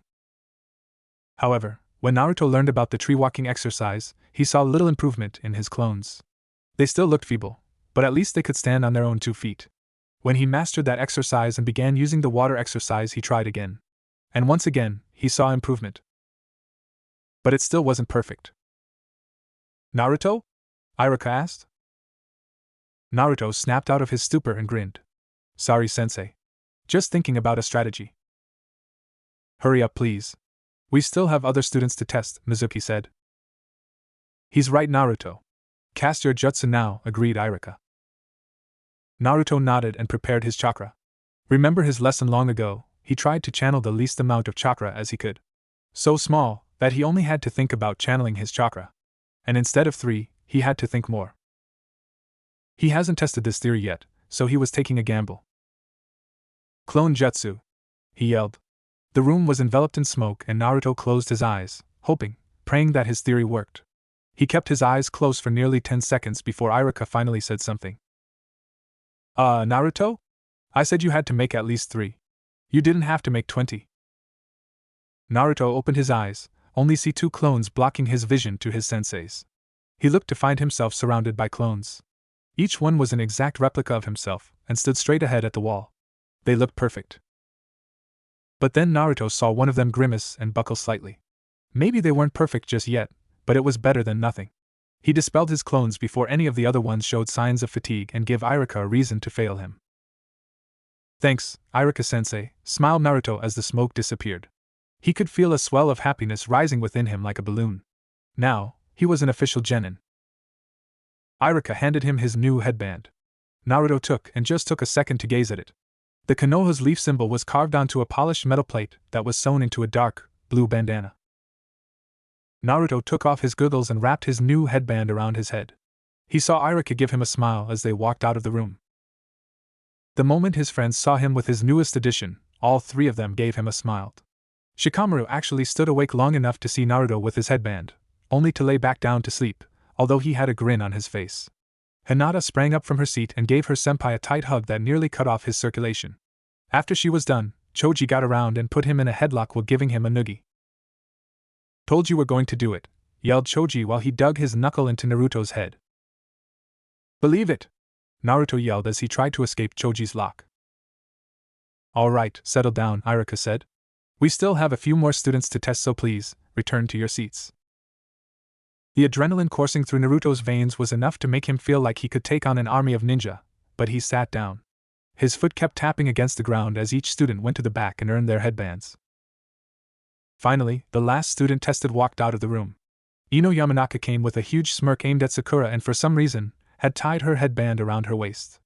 Naruto believed she did only to prove how skinny she was. He always took her for one of those girls that only cared about what she looked like instead of how she looked. Iruka and Mizuki walked out the room with her and stood before the class. Congratulations, graduates. You have all earned to the right to be called ninjas of the leaf. You've become warriors to the village and its Hokage. Remember, you're adults now and as such, have hopefully matured enough to know that your life is going to be online every day, lectured Iruka. As ninjas, you must be prepared to face obstacle, no matter how impossible or dangerous, continued Mizuki. You never know when the village will call your service. One day, you might be training. The next, you may be facing an invasion, an army, or even demon. The whole class shuddered. Each one had heard the story about when the nine-tailed demon fox attacked Konoha 13 years ago. For no reason, the giant demon, one who could flatten mountains and create tidal waves, all by just waving its tails, appeared outside the village of Konoha. It tried to attack the village, but was held at the gates by Konoha ninjas. The fox proved to be too strong, killing dozens of ninjas. But what when all hope seemed lost, the fourth Hokage faced the demon in mortal combat. No one knows how, but the fourth was able to defeat the creature. However, it cost the man his life. Naruto had always wanted to be like that. To face hell itself for the sake of protecting all of those he loved. The fourth Hokage had been considered the greatest ninja that the world had ever seen and one that the world might not see again. That's what Naruto wanted to be. The most powerful Hokage in the world, just like the fourth. Now, Iruka said, breaking Naruto from his trance. We'll continue this next week when we put you in teams with Jonin teachers. Right now, I believe your parents are waiting outside to wish you congratulations. The new Genins cheered and got up to meet their parents. All except one, who slowly got up and followed his classmates out. In the hallway, the class turned left to go out the front while Naruto turned left to head out the back. Naruto's plan was to just head to Ichiraku's and wait for his friends to get done celebrating with their families. He doubted he could handle the whispers of the villagers as he walked past them. But he barely took 2 steps before a hand grabbed his shoulder. Naruto turned around to find Iruka with a confused look. "Where are you going?" asked his teacher. "You said everyone's families are waiting for them outside," said Naruto glumly. "I don't exactly belong out there." Iruka put a hand on his brother's shoulder, causing the blonde to look up. "But I think you'll find something just as good waiting for you out there." Naruto frowned, but turned around and headed back towards his classmates. He curious about what Iruka meant. A man was hopping across the rooftops to his previously planned location to lay his trap. Plan B it is. Naruto walked out the front doors to see a crowd of parents praising their children for their accomplishments. He could feel his chest tighten in pain and jealousy at the love between family. It was the one thing he wanted, yet he had no one to share it with. Choji was standing with his parents, who were standing with the Nara and Yamanaka clans as well. Shikamaru was yawning while being berated by his mother for being lazy. His father, Shikaku, just stood by and watched a smirk. Inoichi, Ino's dad, was talking with his wife while Ino, their daughter, was missing. When the 3 clan leaders saw him, they waved. Naruto grinned and waved back. He always liked them. Since he was friends with their children, they treated him like anybody else. Shino was holding a quiet conversation with his parents, while Naruto noticed that his family was given a wide berth. It ticked him off that people were avoiding them just because of their jutsu styles. Personally, he saw nothing wrong with their clan styles. They were normal like any other family. Kiba was boasting loudly about his tests being a walk in the park while his sister, Hana, smacked him in the back of the head. His mom, Tsum, was laughing at her pup's antics and told Kiba that she would show him a new jutsu as a graduation present. Hinata was blushing slightly as she spoke with her father, Hayashi. He was wishing her congratulations, but then starting telling her that she might begin to show improvements once she was sorted onto a team. Naruto saw Hinata's face fell at that. Naruto almost growled. He and his friends spent nearly a year trying to get her confidence up and her father berates her. It really ticked him off. Since Sasuke was the only member of his clan left, he didn't have anybody to wish him congratulations. Well, except the girls who had a crush on him. In fact, they were still saying how cool he was as he tried to return back to his family's compound. Several girls trailed behind, including Sakura and the missing Ino. He shook his head and continued to walk out of the schoolyard. But he felt himself cringe at the words of others as he walked by. There he goes. He actually passed? Isn't that the freak? Monster's a genin now. With each insult, he could feel himself sink lower and lower into a depressed state.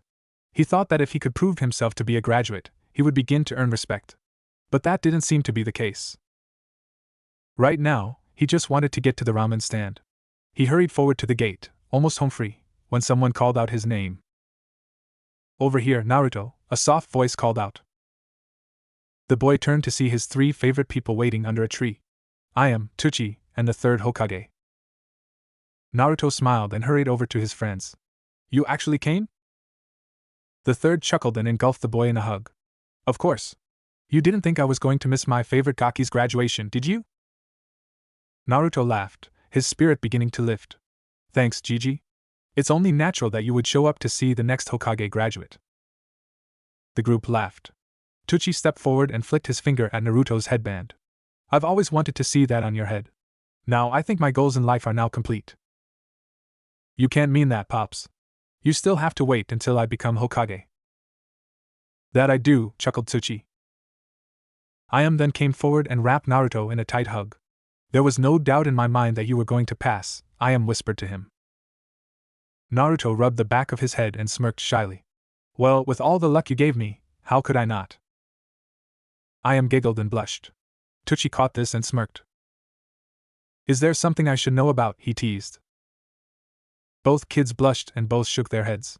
Tsuchi and Sarutobi chuckled at their obvious care for one another, even if they won't admit it. The 3rd stopped first and turned towards the gate. Well, I'd better get back to the tower. I still need to finish my work. You'll be back at the stand later for ramen, right? Tsuchi asked his friend. If I can, I'll try. The 3rd walked to the gate, but then turned to Naruto. Can you walk with me? Sure, Gigi, said Naruto. He turned to his friends. I'll see you back at the stand. See you later, Naruto-kun. Later, Squirt. Naruto turned and hurried to catch up with the 3rd. As he left, Naruto's friends walked up to the Ikarakus. Where is Senpai going? Asked Hinata. The Hokage wanted to speak with him. He'll meet with us back at the stand later, said Ayam. What a drag, Shikamaru complained. Now we've got to wait on him. Come on, kids, Tsuchi said. I'll serve you a couple of snacks before he gets back. Yes. Choji cheered. Food. The 5 walked out of the schoolyard and into the streets. They were about to turn towards the stand when Ayam broke off and went into the other direction. I'm going to go buy some ice cream for you guys as dessert. Any special flavor you want? Vanilla, please, said Hinata. Me too, said Choji. Humph. Sounds good too, said Shikamaru. Bring me back a pint of mint, Ayam, said Tsuchi. Sure thing, Dad. Ayam began walking to the grocery store for ice cream. What makes a ninja strong, Naruto? The 3rd asked the blonde. The 2 made it to the tower a few minutes earlier and were now standing on top of the tower, watching the sunset. The 2 usually did this at least once a week, whenever they weren't at the ramen stand. Naruto usually came after school to learn more about what it meant to be Hokage. A strong shinobi? What kind of question is that? It's obvious that a shinobi needs strong jutsu in order to be strong. Only the fastest, strongest, and most intelligent ninja become the greatest. The 3rd chuckled. Well, you almost right. Naruto looked up at the old man with a raised eyebrow. Almost?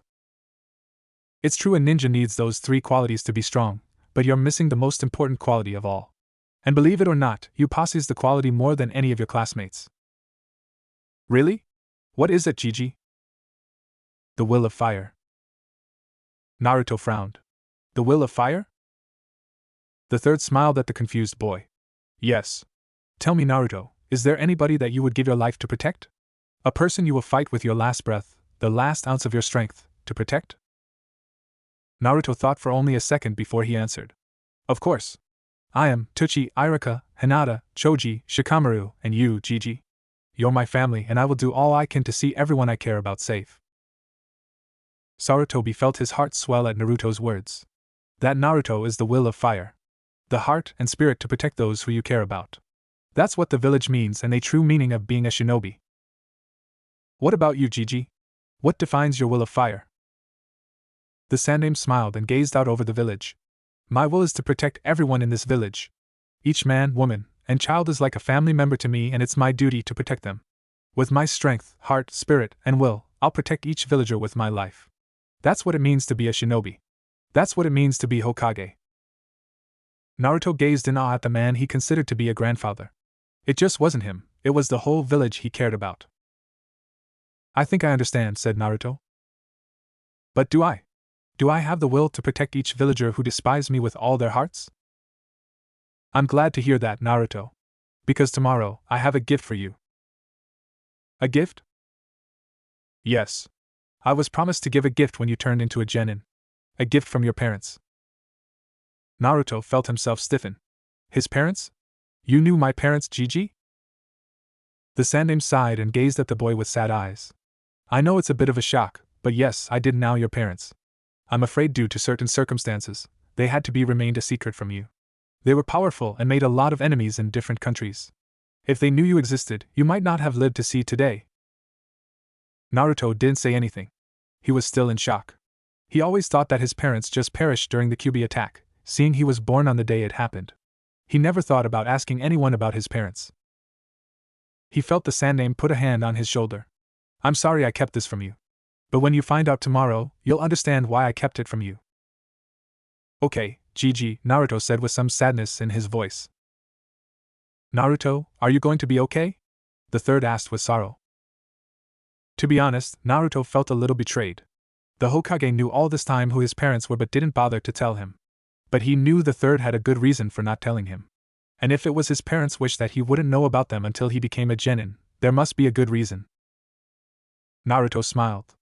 I'll be fine, Gigi. In fact, I can't wait to find out about them. I'll see you bright and earlier tomorrow morning. The Sandaime was shocked about Naruto's sudden switch from depressed to happy. But he smiled. Great. Then I'll see you tomorrow then. Sorry, but with as much paperwork as I got, there's no way I'm going to be able to get some ramen with you and your friends tonight. It's alright. Goodbye.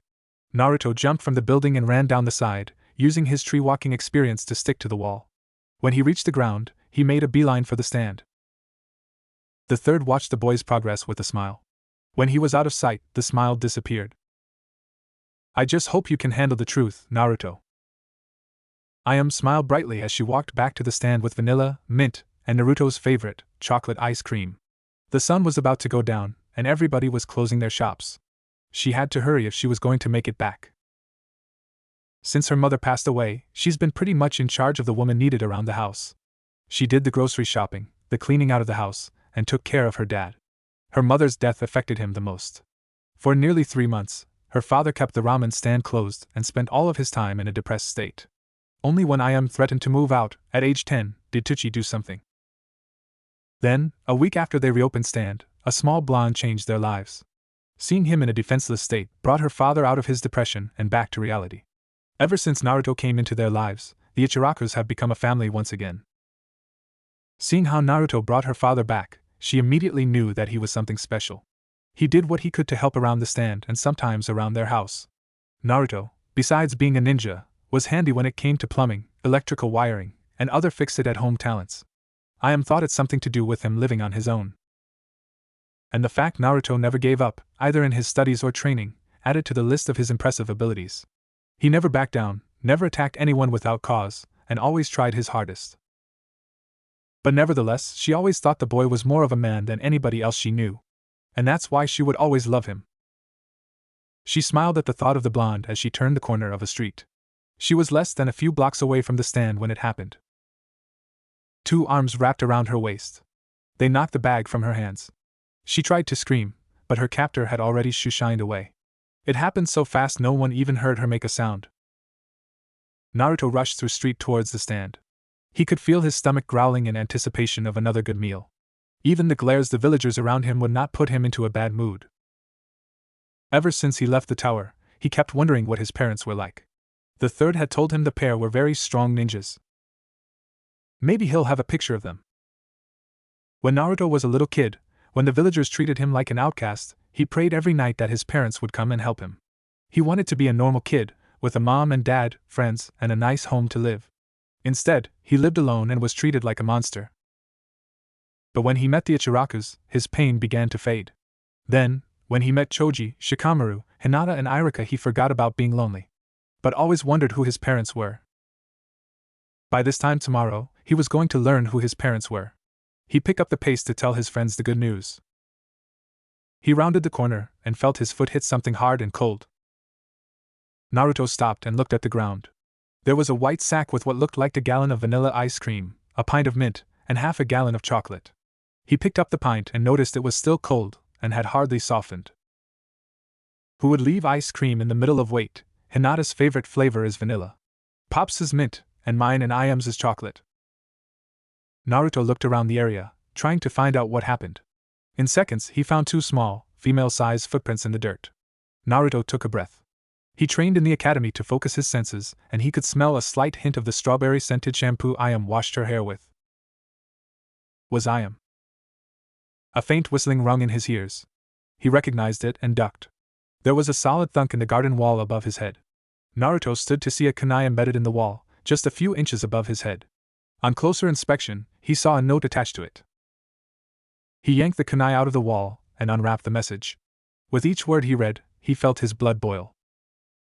Demon, I have your girlfriend. If you want her to live, steal the forbidden scroll from the Hokage's office tonight and bring to the training grounds you spend your time at. You have 1 hour after the sun sets.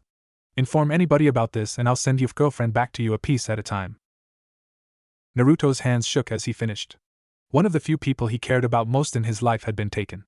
Whoever this person was, they were going to pay, with full interest.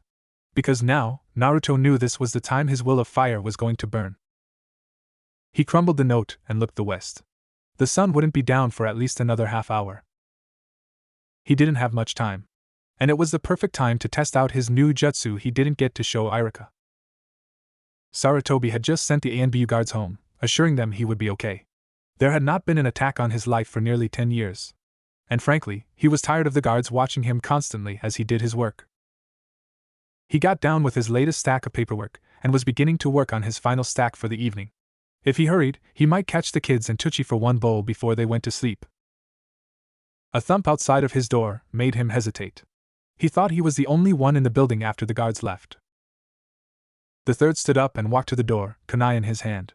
He placed his hand on the doorknob and turned. Just as the door swung open into the hallway, Sarutobi felt a familiar presence of chakra and relaxed. Naruto, what are you doing here?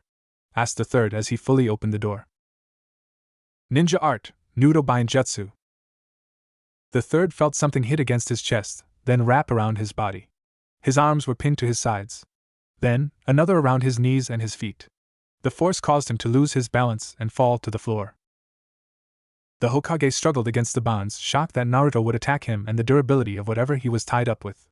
If it was ropes or even chains, he would have been out in an instant and prepared to fight. But whatever the substance was, it was strong, tight, and only bound more tightly the more he struggled. Sorry, Gigi, said Naruto as he stood of the fallen man. Sarutobi looked up from the floor to see the boy with a small hint of anger, but it was mostly filled with remorse and fear. What are you dash?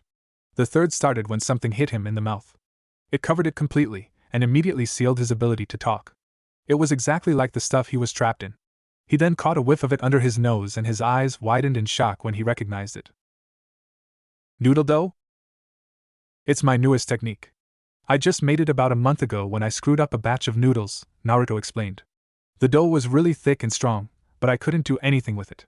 Just for kicks, I needed my chakra with it to see if it would loosen up, but it didn't work. Then, some jerk came by the stand and started bad-mouthing me. I got mad and threw the dough at him. What happened to him is just what happened to you. Sarutobi was shocked that the boy would come up with such an unusual jutsu. Despite the situation, he felt a surge of pride at Naruto. You really are an unpredictable ninja. Naruto stepped over the fallen lord and made his way to the cabinets. Sarutobi tried to turn over and see what he was doing, but Naruto was done quickly and was back in the Hokage's vision. When the third saw what he was holding, he struggled harder against the bonds. I'm sorry, Gigi, but Iam's been kidnapped. The Hokage immediately stopped and looked up at Naruto with shocked eyes. I know. Her captor ransomed her for this scroll. If I don't give it, she will die. Naruto recognized the look in the third's eyes as he struggled once again. He wanted to help. Sorry, old man, but if I tell anyone, she'll die anyway. Naruto turned and headed out the door. He stopped before he fully exited. The dough will harden and crumble in a couple of hours. It does when the chakra I put into runs out. If I'm not back before that time, you might want to send someone after me. They're at my training field. Naruto looked over his shoulder and smiled. Thank you for everything you've done, Lord Hokage. Then disappeared. Sarutobi, despite Naruto's warning, continued to struggle against the dough, but realized the boy was right. It was impossible. However, Sarutobi was more afraid of what Naruto might discover what was in the scroll than it falling into the wrong hands. I hope you can forgive me when you read the scroll, Naruto. Iruka was finishing his reports about his new graduates, and prepared to send them to the Hokage tomorrow. The forms were a detailed summary about each genin's skills and suggestion about who they should be paired with when teams were decided. He put his forms into a folder and got ready to his students at Ichiraku's. As Naruto's brother, it was his duty to embarrass him in front of his friends and ultimately have a fun time. He was also going to give Naruto his graduation present. Iruka smiled. Naruto was like him in so many ways it was scary. When his parents perished 13 years ago, Iruka spent most his time being a class clown and pull pranks on the villagers. He did it mainly to be noticed, since his parents were gone and he didn't have any friends. He mainly became a teacher so he would never see any student alone and friendless. He knew the pain of being alone and how dark and cold it could be. He made a promise that he would never let a student go through that. Ever. For years, Iruka never noticed a student like that. Each one had a family to love and friends to spend time with. But then Naruto came along. Iruka spent every moment a teacher could with the boy. He saw the loneliness in the boy's eyes and the shakiness of his skills as ninja. So Iruka decided to become his friend. At first, he may have been a little strict and mean, but eventually, the boy opened up to him and the two became friends. Iruka would visit Naruto and his friends at the ramen stand after class, and Naruto would ask for training tips on the weekends. Through the years, Iruka never blamed Naruto for the death of his parents. Though he knew what Naruto held, he knew the boy was never a demon. A banging on the door broke Iruka from his thoughts. He hurried and opened it to find Mizuki, breathless. Mizuki? What's wrong? It's Naruto. He's stolen the forbidden scroll from the Hokage's office a few minutes ago. Iruka felt disbelief at Mizuki's words. There had to be some mistake. Naruto would never do that. You need to go meet the other Chunins at the Hokage Tower, Mizuki said. Iruka nodded dumbly, then took off. Naruto stood impatiently next to the abandoned cabin that was in his training field, waiting for Iam's captor. He kept praying that he was making the right decision by coming alone. He came early and had about 30 minutes left before the deadline was up. But he would not risk Iam's life like that, even if it meant he had to die. He kept staring at the scroll that was propped up against the wall, glaring at it like it was the scroll's fault he was in this situation. All of this trouble just for a few jutsus written on a piece of paper. Curiosity getting the better of him, he grabbed the scroll and plopped down to read it. Just what's so forbidden about this scroll anyway? Naruto gently snapped the bind that held the old scroll together and unrolled it. He read the first few lines and raised an eyebrow. Shadow Clone Jutsu? Iruka arrived at the tower to see all of the lights were still turned off and the rooms completely empty. There were no Chunins or even Anbu stationed anywhere in the building. As he made his way to the Hokage's room, his confusion grew. Shouldn't there be other Chunins here? After all, the Forbidden Jutsu Scroll is the most important item in the village. If any enemy ninja got their hands on it, they could destroy the hidden leaf. He turned around a corner in the hallway and spotted the door open to the Hokage's room. And on the floor, bound, was the Hokage. Iruka hurried forward and dropped onto the ground beside the Hokage. He saw that he was bound and gagged by some unknown material. He grabbed the substance around the third's mouth and pulled. It didn't budge. The third shook his head, groaning in pain. Iruka apologized and looked at the gag. Then tried again. When he touched it, he felt a tiny bit of chakra flare around it. Getting the idea, Iruka pushed the chakra into his hands and tried once more to remove the gag. It began to pull off, but not before taking a few pieces of the third's whiskers and skin. Sarutobi spitted and coughed, trying to get the junk out of his mouth. Then glared at Iruka. Next time, why don't you just rip my lips off? Sorry, Lord Hokage, apologized Iruka. Then looked at the gag. What is this stuff? Don't ask, snapped the third. Listen, Naruto. I know, he stole the forbidden scroll. Mizuki told me the Chunins were being organized to track him down. The Hokage frowned. Mizuki told you that? Yes. Why, what's wrong? Naruto stole the scroll because Ayam was kidnapped and held as a hostage for the scroll. Iruka's eyes widened in surprise. That's why he stole it. The question now is how Mizuki found out when I had not seen him since this morning? Asked the Hokage. Iruka and Sarutobi were silent for a few seconds before their eyes both widened in shock. Forget about me. Get to his training grounds. Right. Naruto smiled as his latest technique dispelled in several puffs of smoke. In just a matter of minutes, he had already mastered a high-rank jutsu. He didn't know how, but he was able to summon several solid clones in just a few easy steps. The scroll said to be careful with this jutsu because of the amount of chakra used. But Naruto didn't have that problem. Even after summoning several clones, he still felt fresh. He turned back to the scroll and read about the next jutsu on the list. He gazed at the title. A title with no text below it. It was just an empty space. Rasengan. He tried to unroll the scroll more and yelped when he cut his finger on the paper. He brought the finger to his mouth to seal it when a drop fell onto an ink symbol underneath the title. The symbol immediately turned blue and began to glow. Next, the ink seemed to crawl over the text and form kanji symbols. Naruto gazed in wonder at what was going on. It took a few minutes for the script to stop. When it did, Naruto saw that it wasn't a jutsu, but a letter. A letter to him. Curious, he read. To Naruto Uzumaki. If you're reading this, then you have reached the ninja status of a genin. It was my wish for you to discover who your parents were when you reached a more mature status. Hopefully, your godfather didn't spoil the secret and told you who I was. You see, my name is Minato Namikaze, Yellow Flash of Konoha, and the 4th Hokage. Yes, I'm your father. I wish I could tell you more, but time is short. As of right now, the nine-tailed demon, Kyubi no Kitsune, is on its way to the village. The shinobi forces are on the move to prevent it from entering the city. As of right now, your godfather and I are working on a way to seal it away forever. I'm afraid the only option was to seal it in a newborn whose chakra paths have not fully been opened. It's the only way for the child to survive. Sarutobi-sensei offered himself to be either the container or caster of the jutsu, so that my life and yours would be spared, but I didn't believe it would be a success. I have chosen you to be the container for the fox, for I believe you are the only one who can harness its power. I cannot ask anyone else to give up their child for this cause. I can only hope you can forgive me for what I've done to you. My final wish will be that the village will see you as hero. But the life of Jinchuriki is never a happy one. I offer my deepest regrets. My only wish was that there was another option. Your father, now and forever. Minato Namikaze. Naruto felt like a hole had just appeared inside him, sucking out all feeling he had. Any emotion he had left was sorrow, disbelief, and horror. But most especially, anger. His father, his own flesh and blood, had sealed a demon inside his soul with full knowledge of the consequences that would pursue. At first, Naruto didn't believe the letter. There was no way in hell that his father was the previous Hokage and he never had a monster sealed within him. The letter said something about a godfather, a man Naruto had never met or heard of. But then Naruto would remember the treatment he received from the villagers. The whispers of monster and his treatment as an outcast. It all made sense now. Then there was the fact he was born on October 10th, the day the Kyubi attacked Konoha.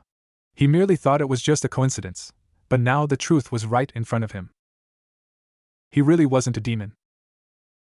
Was he? I wonder where Senpai is, asked Hinata as she picked at her ramen, not hungry. She, Shikamaru, Choji and Tuchi were still waiting at the stand, even though Naruto and Ayam were an hour late. Strangely enough, the group had been joined by a 4th student, Shino. The glasses-clad ninja had been traveling to his clan's compound after graduation when he spotted his 3 classmates in a ramen shop. Curious, he went inside and was greeted enthusiastically by the trio and was invited to have a bowl. Why was the question going through Shino's mind as he watched the 3 friends talk about their day? His family were considered outsiders by a majority of the village because of their silence and unusual jutsu techniques. Nobody had bothered to spend time with him except his own family members. He overheard one of the girls in his class that he was cold, silent, and creepy. Even though he didn't show it, he felt his Kikeichu insects buzz inside him in irritation. That's the reason Shino was quiet and cold. His emotions were tied to his insects. Whenever he felt happy or anger, his insects would get excited and hurry through his body. It wasn't uncomfortable, but their buzzing could get real annoying real quick. During battle it didn't bother him since he was focused on fighting. But today, a classmate reached out to him and wished him congratulations. Throughout all of his time at the academy, this was the first time anybody gave him a kind gesture. Shino was confused why this boy was addressing him when he was considered an outsider as well. The blonde pulled pranks, made jokes, and was basically only an average shinobi. And yet, Shino felt he needed to study the boy more. Because for the first time, Shino felt like he could actually have a friend. Is he usually this late? Shino asked. When it comes to ramen, Naruto is never late, Choji said. His face was etched in worry. He hadn't even touched his food. And what's more, I am as late as well, Shikamaru mumbled from his arm pillow on the counter. It looked like he was just being lazy, but everyone could tell his body was just as tense as everyone else. Could she just be late getting the ice cream? Shino asked. She would have to have bought it from the other side of the village, said Tucci. The nervousness was clearly etched on his face. The group just sat in silence for a few more minutes. Tucci cleaned the countertop for the 12th time. Hinata stirred her ramen with her chopsticks. Choji's foot was tapping against his stool as he stared at his bowl. Shikamaru just slept, and Shino watched the group. Shino, just by spending a few minutes with, could tell everyone cared about Naruto. He realized that Naruto was not an outcast at all. He had friends like everyone else. It was only a handful, but it was enough. Seeing the emotion build up, Shino decided to do something. Let's go look for them, he suggested. Everyone in the stand turned to him, their faces written in surprise. That's a good idea, but what if they come back while we're looking for them? Asked Choji. Leave that to me. It's the most logical choice. I should help you with your search. How? Asked Tucci. Shino just stood from his stool and walked outside. He raised his arms from his sides and held them aloft. After a quick moment, a cloud of insects had emerged from both sleeves of his jacket and from around his collar. Everyone walking in the streets just stared with disgust and mortification, while his classmates smiled. They knew what he planned to do and were not at all sickened by his jutsu. After a moment, the insects swirled in the air before dispersing and flying out over the village. Tucci, who watched with fascination, asked, "What did you just do?" My insects can recognize every chakra signature from my classmates. It's one of the first techniques I taught to them. If they find Naruto's signature, they'll inform me immediately. What about I am? Asked Tucci. My observations are not misinformed. Naruto shares a special bond with your daughter, am I correct? Tucci smiled while Naruto's friends smirked. With the time he spends with you and I am, his scent is probably on the two of you. My insects are not trained as much as an Iken in tracking, but they can recognize scents as well. They'll inform me if they find anything, explained Shino. Shino, you're a genius, Hinata said as she sent Shino a warm smile. Shino was glad his insects were no longer in his body because he felt himself warm slightly at her words. Naruto sat on the ground, his back leaning against the cabin. When he got done reading the scroll, he just rolled it back up and placed it on the ground beside him. Then, just stared off into the forest, almost forgetting about I am. The truth had finally come out. He was the son of the fourth Hokage, and child made into a sacrifice the moment he was born. The reason he was an outcast and a monster had finally been revealed to him. Naruto didn't know what to think about himself. Never in his life did ever think he was demon. He didn't have any urges to kill or destroy like what he heard about in the stories 13 years ago. He felt just like, well, a kid. He got up every morning, went to school, trained, spent time with his friends. That's what a kid did, not a monster. However, he did know one thing. That his father was the fourth Hokage and he gave Naruto the burden of harvesting a demon. The fourth knew his son would be blamed for the demon's attack, despite his final wish for his son to be a hero. What kind of a father would sacrifice the life of his son? A father is supposed to protect his son, to shield him from danger and pain. His father no Namikaze did the exact opposite. For that, Naruto would never acknowledge that man as his father. A light crack in the woods made him lift his head up. It was too obvious to be natural. Naruto realized it must have been Iam's captor. He pulled himself off the ground, pulled a kunai out of his holster, and got ready. Regardless of the shock he had earlier, he had to be on guard to protect Iam. A figure had leapt through the shadows and landed 10 meters in front of Naruto. He could see that the figure was garbed in the basic Chunin garb with 2 large shurikens strapped to his back. His headband was wrapped around his hair, but his face was still obscured by the shadows. That is, until the figure rose up and the moonlight lit his face. Naruto nearly dropped his kunai in shock. Mizuki-sensei? Mizuki smirked. I see you actually followed instructions for once, Naruto. Naruto got back on guard. Where's Ayam? Oh, she's fine. Just tied up in the woods behind me.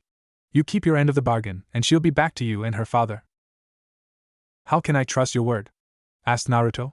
He wanted to believe Mizuki, but the man just betrayed his village. My word is a whole lot better than yours, demon, spat Mizuki. Naruto froze. Hearing that term now seemed to have a bigger impact than it did earlier. Once again, Naruto's doubt began to cloud his judgment. Mizuki saw this and smiled. What? That term bothers you? I thought you would be used to it by now. What do you mean? Asked Naruto. You mean you don't know? 13 years ago, the day you were born, the fourth Hokage sealed the nine-tailed fox demon inside you. The demon was too powerful to be killed. You're the Kyuubi reborn. You killed all those people, including your beloved brother's parents. That mark hit home. With Naruto's confusion, he began to wonder more if he was the Kyuubi or not. And Iruka did tell Naruto he lost his parents in the Kyuubi attack. Did that make him a murderer if he was the monster? No, that can't be. I'm not a murderer, I'm not a demon, yelled Naruto. Yes, laughed Mizuki. You're the monster that almost destroyed our village. No, yelled Naruto. You're wrong. I'm not the demon.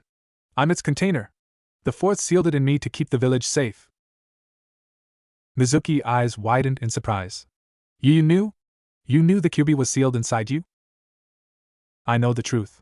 And you've just screwed with the wrong ninja. Naruto chucked his kunai towards Mizuki's neck. Mizuki snapped out of his shock and deflected the kunai with his own. He then gazed at Naruto with rage. You made the worst mistake of your life, said Mizuki as he unstrapped on the shuriken. He began to spin around his hand and chucked at Naruto. Now burn in hell, monster! Naruto knew the shuriken was traveling too fast him to dodge. Believing this was the end, he closed his and waited for the pain. He heard the thunk of the shuriken striking its target and a grunt of pain, but he didn't feel any pain. He opened his eyes to see Iruka standing in front of him with his arms stretched out, shielding him. He could hear his labored breathing and see the shuriken protruding from his back. Ni-san! Cried Naruto. He couldn't believe it. After everything he'd done in the past hour, his teacher stepped in front of certain death to save him. Iruka, through his pain, smiled at Naruto. Hey Naruto, he whispered. Why did you save me? I killed your parents, said Naruto, beginning to tear up. I'm nothing but a monster. Iruka began to cry as well. No. You didn't kill them, Anaki. The Kyuubi did. You could never hurt anyone unless you had to. A demon doesn't have a heart of gold like you do. There was a moment of silence before Mizuki began chuckling. My. It seems the monster actually has someone that cares for him. An orphan for an orphan. If it wasn't so revolting, it would be cute. Iruka slowly turned around to shield Naruto. Every step he took, he groaned with pain. You're not going to touch him or the scroll, Mizuki. You'll have to go through me to do that. With pleasure, Mizuki smiled darkly. He began to walk to the duo. Naruto. Take the scroll and get out of here. Get back to the tower and warn the Hokage what's going on, said Iruka. What? Naruto exclaimed. I just can't leave you. That's an order, Genin. Iruka barked. Now go. Naruto hesitated for a second, then turned around, grabbed the scroll, and leapt to the treetops. Iruka watched him go, then turned back to Mizuki. Now, where were we? I found him, Shino said suddenly. The others snapped out of their dazes and turned to him. They had been waiting for around half an hour for news. Where? Hinata asked. The queen inside me heard from one of the soldiers found Naruto's chakra trail. It's in the northwest part of the village, about 3 kilometers. That's Naruto's training grounds, said Shikamaru. What's he doing there? Asked Tsuchi. I don't know, but I'm going after him, stated Choji and took off in that direction. Hinata and Shikamaru followed closely behind him. Shino turned to the ramen cook. I'm sorry, but my insects have not found your daughter yet. I'm sure she's okay. Just follow your friends and help Naruto out. Friends? The word was so foreign to Shino that it took him by surprise. Never once did he hear that word referred to him and a group of people. Were those really his friends? He didn't know, but a great feeling was warming his heart at the thought of having friends. Shino nodded and leapt after his friends. Naruto ran through the treetops and branches with the scroll strapped to his back. Tears blurred his sight, and his lungs were about to burst. And his conscience was screaming at him to turn back and help Irika. He hopped to the forest ground and sat down against a tree, trying to catch his breath. He had never run so hard in his life, even in training. That jutsu he did earlier must have affected him worse than he thought. Taking a guess, he figured he was only a kilometer outside of the village walls. Once he arrived, he would head straight to Gigi and tell him what was going on. But he didn't get up from the ground. He kept staring back over his shoulder, looking towards the area where he left Irika and Mizuki to their battle. Guilt was gnawing away at his mind. He should have stayed behind and helped fight, rankings be damned. Irika was injured and in no condition to fight. Naruto heard a twig snap, causing him to freeze. There was a few minutes of silence before Ms. Cookie's voice rang out through the woods. Naruto, I have your girlfriend and brother. Bring out the scroll and I'll let them go. Panic began to fill his chest as he got the scroll from his pack and gripped it tightly to his chest. You've got 1 minute. If I don't bring me the scroll, they're dead. Naruto's fear increased. Mizuki was serious. If Naruto didn't do something, the two people he cared about most in the world was going to die. He had to think of something. But to save what he could, there was only one option. Give up the scroll. Naruto was being torn between his care for his loved ones and his duty as a shinobi. Could he live with himself? He gave up the village's most treasured secrets just to save them? Your will of fire. Naruto froze as the Hokage's words ran through his mind. To protect that which you love most, you give your life. The third was right. If he couldn't protect what he loved the most, how could he be a shinobi? Your time's almost up, demon. Are you willing to sacrifice them? Never! Naruto shouted and he jumped around the tree. He dashed towards the direction Mizuki's voice. A few jumps and he spotted them. Mizuki was standing on the branch of a tree, nearly 4 stories off the ground. He had a sick look on his face as he held his hostages to his sides. Irika was unconscious and had several cuts and bruises on his face. The shuriken was removed from his back, but he was still bleeding pretty bad. Ayam was bound and gagged, but was unharmed. Her eyes were wide with fear and streaked with tears as she gazed at Naruto. Mizuki smiled. So the monster came back to help. How sweet. Now give me the scroll and I'll let your friends go. Naruto gripped the scroll. How about a different trade? You release them and use me as a hostage instead? You think I'm stupid? Mizuki snapped. Why should I use you as hostage when I can have the scroll now? Because if any harm comes to them, I'll pay it back 1,000. Mizuki laughed. You fool. What can a little fox like you do? He then pushed Ayam and Irika a little farther from himself. You know what? I've changed my mind. I'll let you choose which one to save and then just kill you afterwards. Who's it going to be? Your girlfriend or your brother? Now choose. Mizuki pushed Irika and Ayam off the branch and to the ground. With the way they were falling, they would land straight onto their heads. Irika would have landed on his feet because of his skills, but he was still knocked out. Ayam had no ninja training, so she was likely to die as well. Believe it or not, this was what Naruto was hoping for. Naruto charged forward as soon as Mizuki let go of them and ran straight for the tree. Before he got the base, he put his hands together in a cross symbol.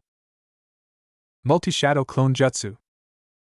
Numerous pops of smoke surrounded the area around him and immediately formed into exact copies of himself. 1,000 to be exact. At once, they separated into 2 groups and formed a cushion to catch the falling Irika and Ayam. Mizuki was shocked at the number of clones Naruto managed to create. Not only did he create numerous amounts of shadow clones, they formalized immediately and caught his hostages. He didn't even notice the original still running up the tree. Naruto trusted his clones to catch them and went straight for Mizuki. The Chunin didn't even know Naruto was there until his fist sank into his gut, lifting him off the branch. While Mizuki was in the air, Naruto twisted in midair and slammed his heel into Mizuki's back with a spinning heel kick. The force shot him straight into the ground, the impact causing a small crater. Naruto landed on the branch and watched Mizuki struggle from the ground. He got to his feet. He gazed at shock and fear at the shadow clones who were glaring at him from all directions. I told you I was going to pay you back in full, sensei, Naruto smirked. Wait. Maybe we can work something out, yelled Mizuki. Sorry. I don't take refunds. Get him. Mizuki's screams reverberated throughout the trees as Naruto's clones beat the living crap out of him. In minutes, the clones disappeared from the area and Mizuki was unconscious, bruised and smoking. I don't know how the smoking thing works really. Naruto jumped down from the tree and went to Ayam, who had been freed by Naruto's clones. She ran up to him and immediately glommed on him. He returned with it with enthusiasm. After enjoying the moment, he pulled away and cupped her face with his hands. Are you okay? He didn't hurt you, did he? Ayam shook her head, smiled, a few, fresh tears leaking from her eyes. No, he didn't. She then grabbed him into another hug. I knew you would come for me. Naruto chuckled. Of course. You're my girl. And you're my knight in shining armor, she replied. Naruto rose an eyebrow. I'm a what? A grunt of pain broke his eye contact, and towards the sound, Irika, who was laying peacefully on the ground, was stirring awake. The two broke apart and walked towards the injured teacher, who was beginning to open his eyes. Are you okay, Nizan? Naruto asked as he knelt down beside Irika. Considering there is a giant hole in my back, I'm doing just fine, Irika grinned.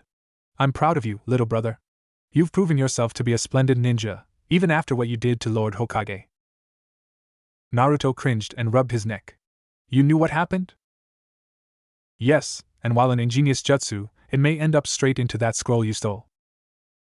Really? Naruto! A voice called out.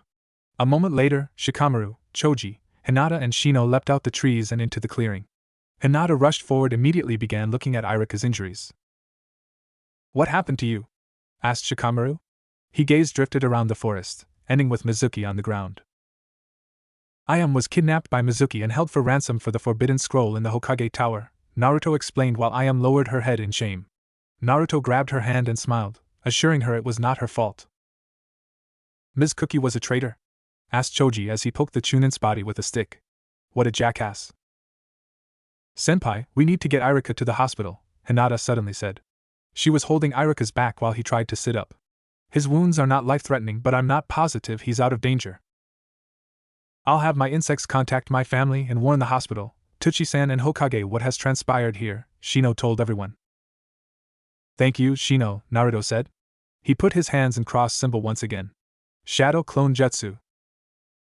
4 clones poofed into existence, causing his friends to widen their eyes in shock. I'll explain everything when we get back to the tower, Naruto stated. He looked at his clones. You two, help Irika to the hospital and please be careful, he said to the clones on the left.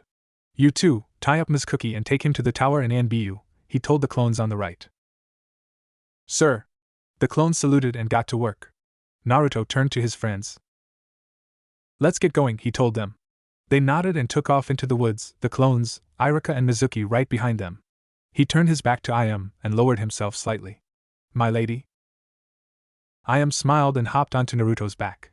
Then he leapt into the trees after his friends. The group dropped Irika off at the hospital while Naruto's clones took Mizuki to ANBU headquarters. At the hospital, after Irika got admitted, Naruto was able to meet Shino's father, Shibi. He was there to meet the group that Shino was spending his time with. I'm proud of Shino to see that he used his Kikai insects to track his comrades down. He's proven himself to be a great wielder of his hive. I think after tonight, Shino has become a comrade and a great friend, Shibi-san, Naruto admitted. I was really grateful for his help tonight. Everyone around him nodded in agreement. I'm now even more proud to see that he has friends, said Shibi. He then turned to his son. Come, Shino. We need to get back to the compound. Yes, father, said Shino and began to walk away. Hey, Shino, would you like to come with us at the stand tomorrow and continue our graduation celebration that we had to postpone? Shino looked at his father, who gave him a nod. I would be honored, Naruto-san. Good. See you at noon then, Naruto said and stuck his hand out. Shino gazed at it for a moment, then grasped it and shook. Naruto and Shino both smiled as they let go. Then the Aburames left. Senpai, we should get home as well, Hinata told him. You can tell us the story tomorrow. Yeah, she's right. If I don't get home soon, my mom will smack me upside the head again, Shikamaru groaned. I need to get home as well. I'm starving, Choji complained. Naruto chuckled. Okay then, we'll meet at the stand tomorrow for lunch. Everyone said their goodbyes while Naruto and Ayam went to Hokage Tower. This time of night, the streets were empty. Naruto once again carried Ayam to the tower. The two were silent throughout the trip, but it was enough. Naruto could feel Ayam's cheek resting against his back. To be honest, he really enjoyed how close she was to him. The warmth he felt from her was amazing. Naruto jumped to the Hokage's balcony and knocked on the window. Sarutobi saw the couple sticking to the walls and got up from his chair to open the glass. Naruto, I am. It's really great to see you both alive, the Hokage smiled. I am. Tuchi, who was sitting in the chair at the Hokage's desk, got up and hurried to his daughter. She jumped off Naruto's back and jumped in his arms. Dad! I thought I wouldn't see you again, I am cried. Naruto could see the tears falling from both their faces and his heart warmed at their reunion. He unstrapped the scroll from his back and laid it on the Hokage's desk. But before he could say anything, he felt himself being turned around and embraced by Tuchi. Thank you, Naruto. When the Hokage informed me what happened, I thought I had lost her, just like her mother. Thank you for bringing her back to me, sobbed Tuchi. Naruto just chuckled and rubbed Tuchi's back. It was nothing, Pops. I would do anything to protect her. The Hokage and Tuchi smiled while Ayam blushed a cherry red, but with a grin. I'm proud of you, Naruto, started the third. You've shown the courage and ability of a true ninja this evening. And not only that, I heard from Irika that you mastered an A-rank jutsu from the scroll within a matter of minutes. That is truly extraordinary. Naruto smiled, but then frowned. Memories of what happened afterwards flooded through his mind. Is something wrong? Asked the Hokage.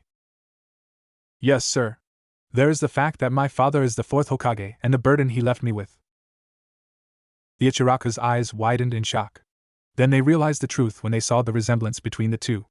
It was uncanny. Naruto, you have to understand, started the third. I understand why you kept it a secret, Lord Hokage, Naruto interrupted. The third winced at his force. The fourth kept it a secret because of the enemies he made, and if any of them discovered who I was, they would stop at nothing, see his heritage dead.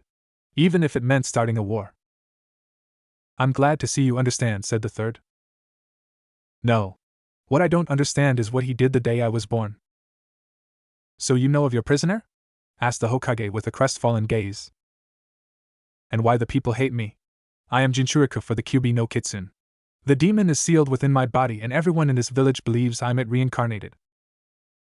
Before the Hokage could reassure him, Tuchi stepped forward and put his hand on Naruto's shoulder. You are not the Kyuubi, Naruto. I've known of the burden you carried since the moment you walked into my shop nearly 6 years ago. And when I saw you, I saw a boy, not a monster. Ayam stepped up next to her father with a look of sadness on her face. Everyone is blind to see who you really are, Naruto. A man and a strong ninja. You're not at all bothered by this? Naruto asked, his voice breaking. The Ichirakas didn't answer, but pulled the boy into a group hug. Naruto could feel the kindness and warmth they gave, and it felt like he was a family member already. That was a good enough answer. And for the first time in a long while, Naruto felt his eyes getting moist. It was a few minutes before they broke up and turned back to the Hokage, who had a smile on his face. Naruto had actually found a chosen few to actually care about him. Then he turned back to business. Naruto, when you became a genin, you automatically became an adult in this village. This means you can have access to your father's family vault, library and estates. You can take up his name and become a clan head of the village, even at your age. No, Naruto said simply, I don't want any of that. This caused the Hokage's mouth to fall open. He gaped like a fish for a few moments before he found his voice. No? You don't want? Why not? Because that bastard stopped being my father the moment he sealed the Kyuubi within my body. He gave his own son as a sacrifice in hopes that I could harness its power. The fourth turned me into a weapon for the village. He felt his hand being grasped by Ayam and squeezed gently in assurance. He smiled.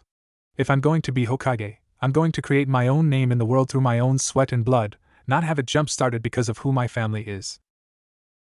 The Hokage stared at the blonde for a few minutes of silence and sighed. If that is your wish, then I can respect that. However, I will have to inform the council of what has transpired tonight, and that includes your heritage. Can you ask them to keep it a secret? Asked Naruto. I don't want the whole village to know about this. I can try, Naruto. We'll talk about this more in a couple of days. Right now, I think Ayam and Tuchi could use some rest after what happened. Naruto looked at the clock, which read almost midnight.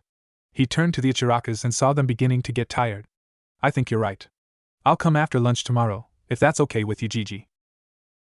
That will be fine. Now you three go get some sleep, said the third. The trio turned to the door and were outside in the hallway when Sarutobi called out again. Oh, Naruto. One more second, please. I'll meet you outside, Naruto told them. He then walked back into the room and shut the door. Yes? The third pulled a stack of Ryo notes from his desk and placed them on the table. By defeating Mizuki, I think you've earned a little bonus. Naruto gazed at the money with wonder. You serious, Gigi? I'm sure, the Hokage grinned. It's the standard reward for defeating a traitor. Take it. Naruto only hesitated for a second before picking up the money and pocketing it. Thanks. See you later, Naruto. The three walked down the abandoned street on their way to the Ichiraku's house. It was a nice night for a walk, Tochi noticed, as he watched the two kids in front of him. Even in the light, he could see that they were holding hands. Tochi smiled at the teens that were finally getting together. When they arrived at the house, Naruto pulled away. I'll see you guys tomorrow. Goodbye, Naruto, Tochi waved to the boy, but immediately noticed that Ayam didn't say anything. He looked at her to see a look of fear cross her face as she watched him leave. In fact, she began to tremble a little bit. Then Tochi realized she was scared. Scared of him leaving her. Wait, Naruto, Tochi called out. The boy stopped and hurried back to them. Why don't you stay with us tonight? Really? Asked Naruto with a surprised look. He didn't, however, notice the look of relief on Ayam's face. Yeah. We need a strong ninja to protect us. And after tonight, I don't want to leave Ayam unprotected. Naruto looked confused for a moment before shrugging. Sure, no problem, Pops.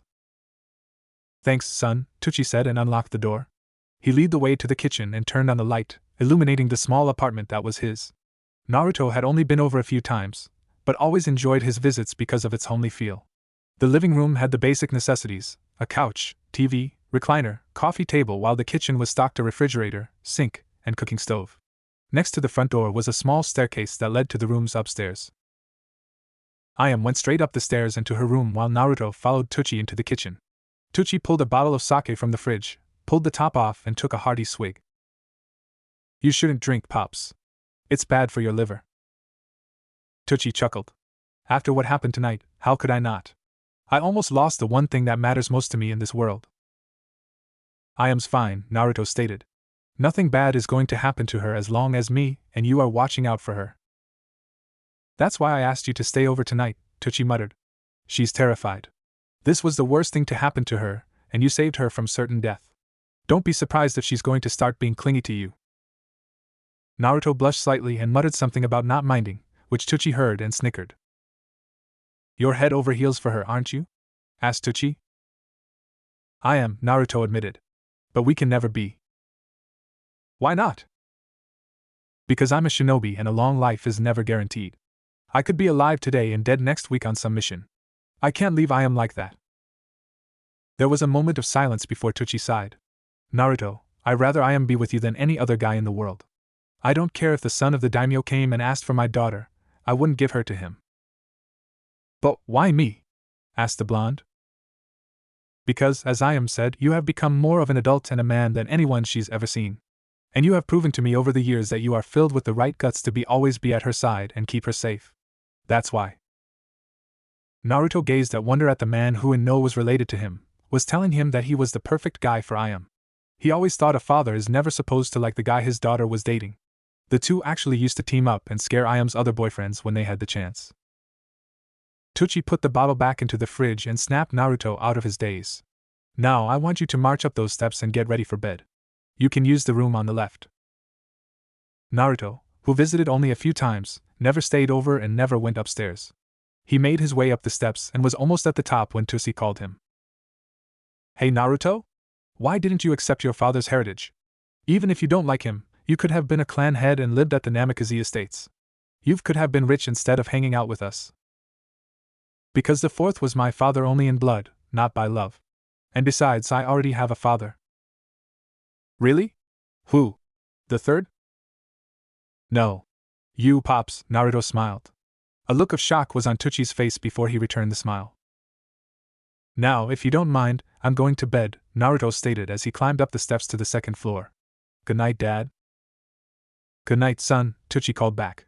He then filled up a glass of water and walked into the living room and sat down in his recliner, hoping to enjoy some peace before going to bed.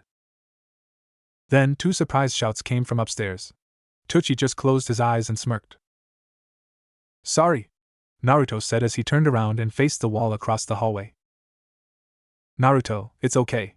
You just scared me, Ayam said breathlessly, holding her hand to her heart. What are you doing in my room? Your Rupop said I could sleep in here. Why didn't he tell me this was your room? I guess he thought it would be funny, Ayam chuckled. Well, aren't you going to come in? Wait, are you blushing? Yes, he was. When he walked through the door and saw Ayam, though she was naked at first due to the skin he saw. But in the glimpse, he saw that she was wearing a pair of short sleeping shorts and a cream-colored shirt that matched her skin. Naruto never saw Ayam much out of the clothes she cooked, and when she did dress differently, it was always a pair of jeans and a long-sleeved shirt. He had never seen her in shorts, and right now, he couldn't get the image of her smooth legs out of his mind. He could hear her walking across the room towards him. Well, if you want, you can stay with me. After tonight, I could use a teddy bear to hug. What you say, Naruto-kun? He felt her arms wrap around his neck and her cheek against his. Right now, he was sure he was glowing red now. Well, okay, Naruto tried to say, his tongue getting stuck in his mouth a couple of times. He felt Ayam let go and heard her walk back to her bed. Naruto slowly turned around to see her pulling the covers over her. She looked up and saw him looking a little fearful. Ayam just smiled and patted the side of her bed. Naruto swallowed and slid in beside her after taking off his jacket. He could feel his heart pounding as he laid beside Ayam, the two just staring at each other for the longest time. Brown eyes lost in blue. Then Ayam shifted a little closer. Naruto, thank you for everything. I had no doubt you were going to save me, but I had never been so scared in my life. Naruto smiled. Ai-chan, as I said a long time ago, Kami couldn't keep me away from you. You are one of the few people who mean more to me than life itself, and I would gladly give my life to save yours. I hope you never have to, Naruto-kun, Ayam said sadly. 'Cause if you go, I'll probably come right after you. Naruto's eyes widened. Ayam, why would you? Ayam silenced him by leaning in and kissed him. Naruto's eyes, if possible, widened even more. He felt his heartbeat speed up and his brain shut down. He couldn't seem to process that the girl of his dreams was actually kissing him. The two stayed connected for nearly half a minute before Ayam pulled away and snuggled into Naruto's neck. Because I love you, she mumbled. She then sighed and was asleep in minutes. Naruto, however, was wide awake. His heart was beginning to calm down, but his mind was racing. Ayam loved him. Not in a family sense, but actually love? All of his life, he dreamed of this moment even when he believed it would never happen. And yet here it was. A faint smile crossed his face as he nestled his head in her hair. The only thought running through his head as he drifted off, he hoped this wasn't a dream. After about an hour, Tucci went upstairs to check on the kids.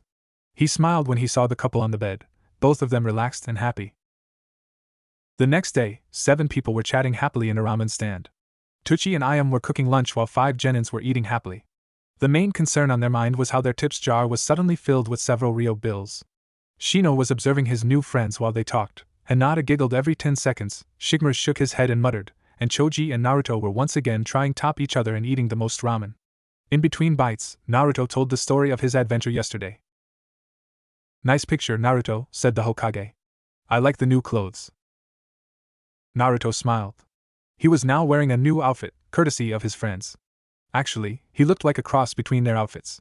He was wearing a black, cargo shorts like Choji's, a long-sleeved mesh shirt, like Shikamaru's, and a dark, gray jacket similar to Hinata's with the sleeves cut off, but still had the hood and no fur. He still had the weapons and orange wristbands. His goggles were around his neck instead of his head, where his leaf headband was tied. It was a few days later, after the scroll incident. Iruka had been released from the hospital and spent his free time with Naruto and his friends. He was completely amazed that his little brothers went over his former colleague and his new shadow clone technique. Sarutobi sighed and rubbed his forehead. Something wrong, Gigi? Asked Naruto. I'm afraid I have some bad news. I was able to keep your heritage a secret from the council, but it seems that my old teammates have found out. Naruto frowned. How? I'm not sure. That secret was limited to only the 4 people in this room the other night, and I know the Ikarakus never told a soul. The only thing that remains is that someone else was listening in that night. Whoever they are, they concealed themselves well for me not to notice. Naruto nodded and rubbed the back of his neck. So what do we do? Nothing right now, Sarutobi admitted.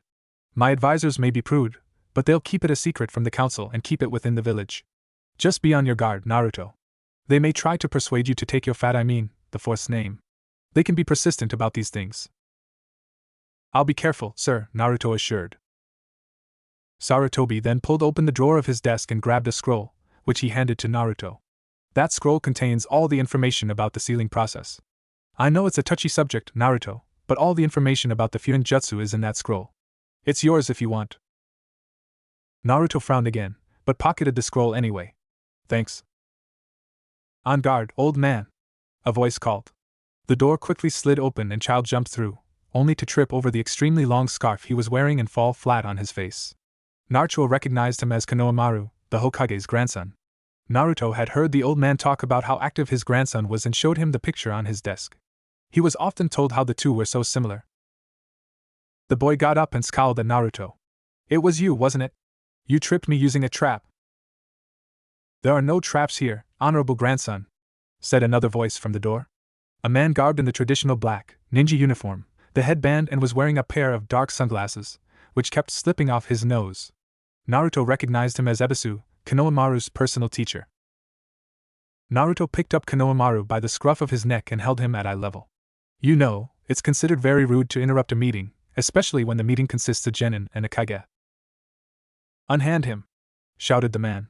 He's the grandson of the Hokage. Naruto glared at the kid, who smirked. The blonde growled and flicked the kid on his forehead, then dropped on his butt. Like I actually care, said Naruto, who turned towards the door. See you later, Lord Hokage. Ja-ni Naruto, said the third. He saw Ebisu's mouth was dropped in surprise at the actions of Naruto, while his grandson watched Naruto walk out. Naruto walked out of Tower's gates and towards Ichiraku's. He told Tsuchi he would help this afternoon at the stand, and he was already running late. But he got halfway there when he heard quick footsteps behind him. He tried to ignore it, but it followed him whatever street he turned on. After a few minutes, he finally turned around to see a kid holding a blanket with a wood paneling design against a wooden fence. But Naruto could see the kid's feet at the bottom, his ponytail at the top, and a blue scarf on the ground. Konohamaru, you really need to work on your stealth and concealment tactics if you're going to be a great ninja. Konohamaru dropped the blanket and smirked at Naruto. So, your abilities are a match to my own in greatness. I've chosen well. Naruto rose an eyebrow. Chosen? What the heck are you talking about? Konohamaru pointed at Naruto. Train me. Please teach me the technique you used on my grandpa. If I learn it, I can use against him and become Hokage. Naruto snickered. Did this kid really believe he could be Hokage at such a young age? He had a big head and big dreams. Naruto could actually see the resemblance between the two now. It was like having a little brother. All right. Follow me and I'll show the wonders of my own personal jutsu, ramen style. Yes, cheered Konohamaru. He followed his new teacher to their training. Lord Hokage. Where's Konohamaru, sir? Ebisu asked frantically. The third shrugged. I don't know Ebisu. Maybe he went off to find Naruto. Ebisu gasped and ran out of the office, intent on separating his charge from the monster. Sarutobi sighed and gazed back down at his crystal ball, watching Naruto train his grandson. This ought to be good.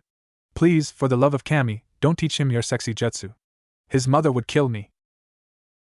This is not training. This is work, complained Konohamaru. He was currently molding noodle dough, trying to mix his chakra with it while Naruto was cooking with Tsuchi and Ayam was making a deliveries. You wanted to learn my style and this is how I got started, Naruto assured the boy. He was currently stirring a batch of broth while a clone was pulling noodles from the boiler. And besides, if you're not working hard enough, you'll never get stronger. Konohamaru grunted and continued kneading and stretching his batch of dough. Naruto just chuckled and served a bowl to several customers who didn't seem to mind eating at the stand when he was working. Tsuchi was praising Naruto for using his ability to use clones to help with the cooking. After a few minutes, Naruto called a halt to Konohamaru's training and decided to test it. The two walked into streets, spaced about 10 feet apart. Konohamaru put his hands together in the tiger hand sign and channeled his chakra into the dough. Ninja art, Noodle Bind Jutsu, he yelled. He threw the ball of dough at Naruto, who braced for the attack. He felt the dough impact his chest, where the dough stretched around his body. Konohamaru yelled in victory, thinking he won. But then the dough began to slack and drip to the ground. When Naruto was unbound, he picked up the dough and put in the trash. Nice try, Kono. Arg. Why can't I get? Konohamaru yelled. I thought this jutsu would be a perfect shortcut to become Hokage. Naruto frowned and smacked Konohamaru in the back of the head. If you think this is a shortcut, you're sorely mistaken, you baka. You can't become a strong ninja, much less a Hokage, by cutting corners. A ninja becomes as strong as he can be through hard work, not giving up, and keeping your will of fire strong. Will of fire? Konohamaru asked. You mean that gibberish the old man keeps talking about? Naruto smacked him in the head again. Say one more stupid thing, I dare you. Your grandfather is an intelligent and strong shinobi. Don't you know why they call him the professor? Konohamaru shook his head, causing Naruto to sigh. Come on, groaned Naruto, pushing Konohamaru back into the stand. Apparently, that teacher of yours isn't teaching you anything. Let me tell you what it means to be a ninja. As the hours passed, the third watched Naruto taught his grandson the ways and meanings of a shinobi. From past experience to what he learned from Iruka, the third saw Konohamaru soak up Naruto's knowledge like a sponge. And while Naruto's ways may be a little unorthodox, Sarutobi had no problem with his grandson learning from Naruto. In the late afternoon, when people began to close up and go home, Ebisu finally found his charge hanging around the ramen stand. He was helping Naruto wash dishes. Honored grandson. It's time to leave. There's no need to hang around these peasants. What did you call us? Shouted Tuchi. I ought to beat the crap out of you. Calm down, Pop, said Naruto as he dried the dishes handed to him by Konohamaru. It's not his fault he's got his head so far up his ass. Oh, and a bad teacher. How dare you! I'm the elite of all Tokubetsu Jonin. It's my job to train all of the young students of the council the ways of the shinobi. Now let's leave, honored grandson. No, Konohamaru stated. He dropped his wash rag and walked out of the stand. The boy then faced Ebisu with his hands in the tiger seal. I'm through with you telling me what's right and what's wrong. From now on, I'm going to make my own decisions. Honored grandson, please stop this fool. Ninja art, Nudo Jutsu. Kanemaru yelled, throwing the dough ball at Ebisu.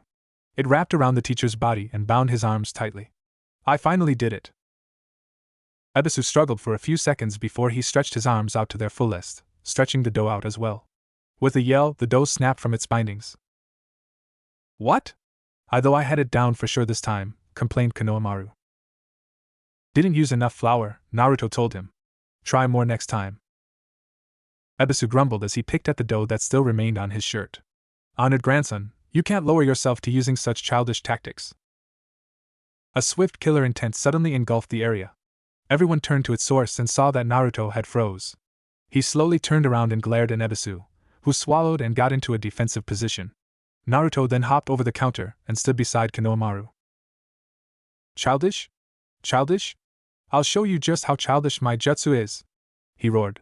He then fired a dough ball at Ebisu, which caught him in the chest and wrapped around his body twice. Ebisu struggled, pushing all of his strength into breaking the binds, but he barely moved.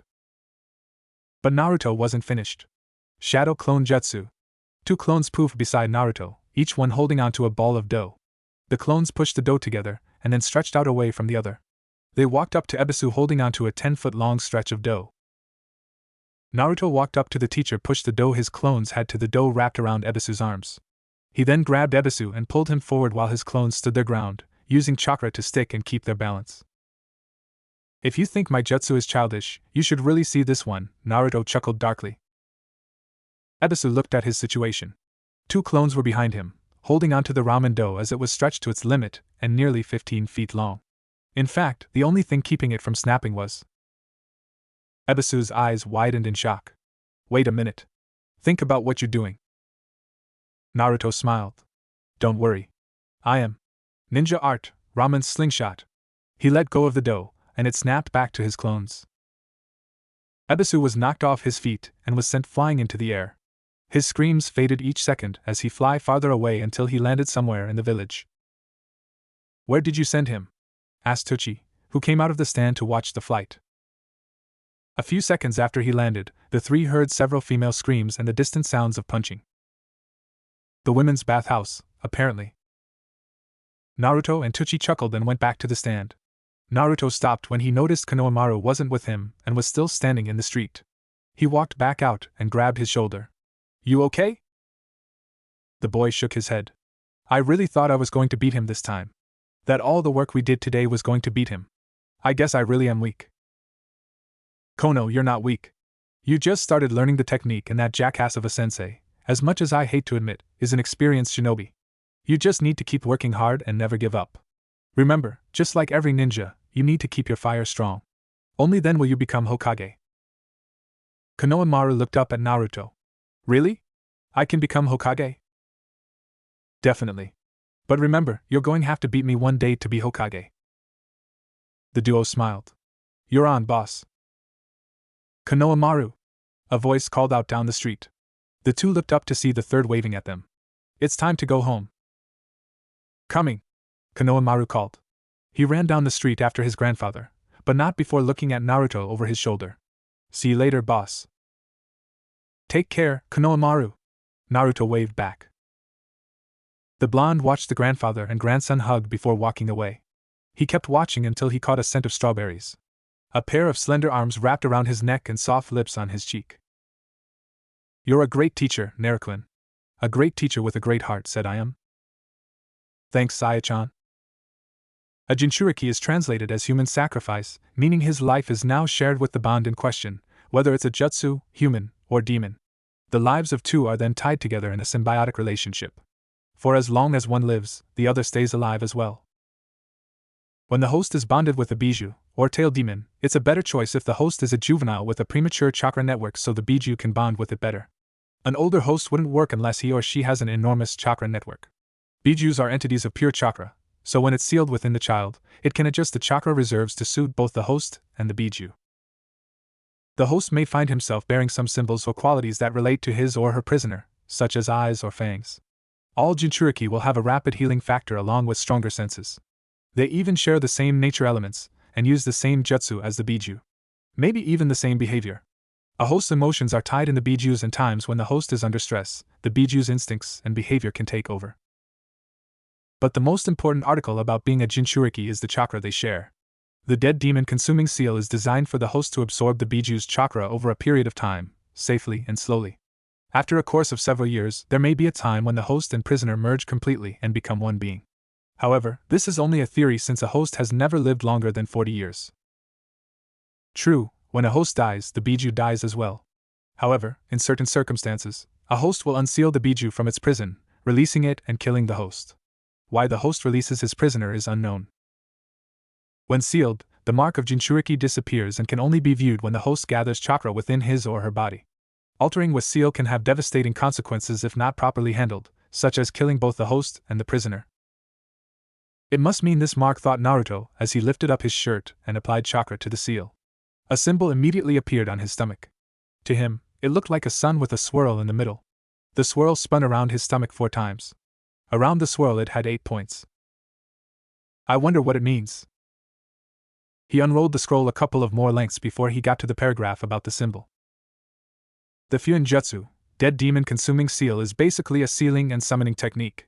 For each complete rotation of the mark calls a stronger god from the underworld to help with the sealing.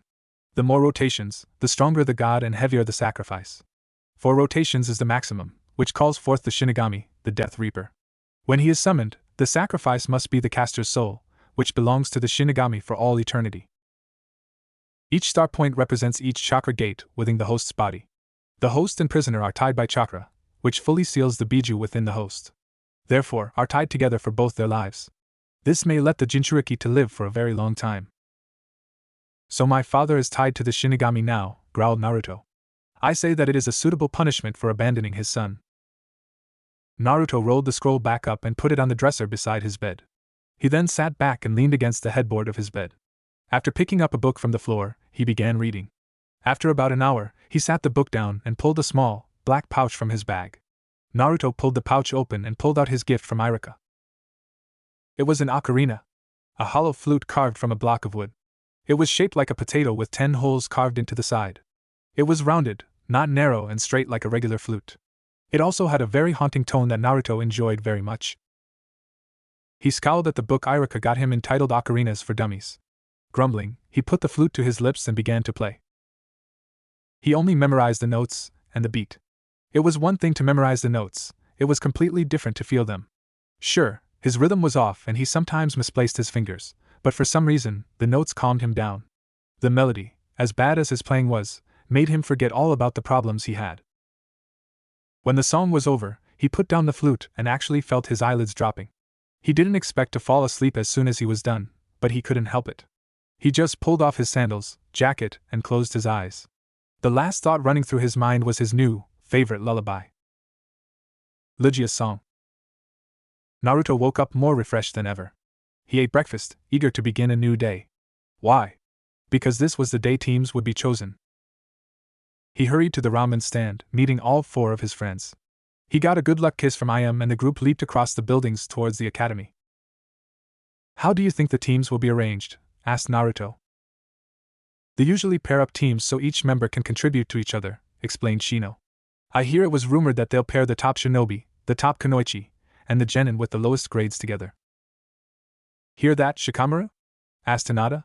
You might get paired with Sasuke and Sakura. Troublesome, Shikamaru muttered. I thought I might get paired with Choji and Ino. Reformed the old Ino Shikacho trio, huh? Asked Choji. I kinda like that. By the way, Shika, did your dad tell you what was happening? Shikamaru nodded, confusing everyone. What's going on? Asked Hinata. Shikamaru sighed.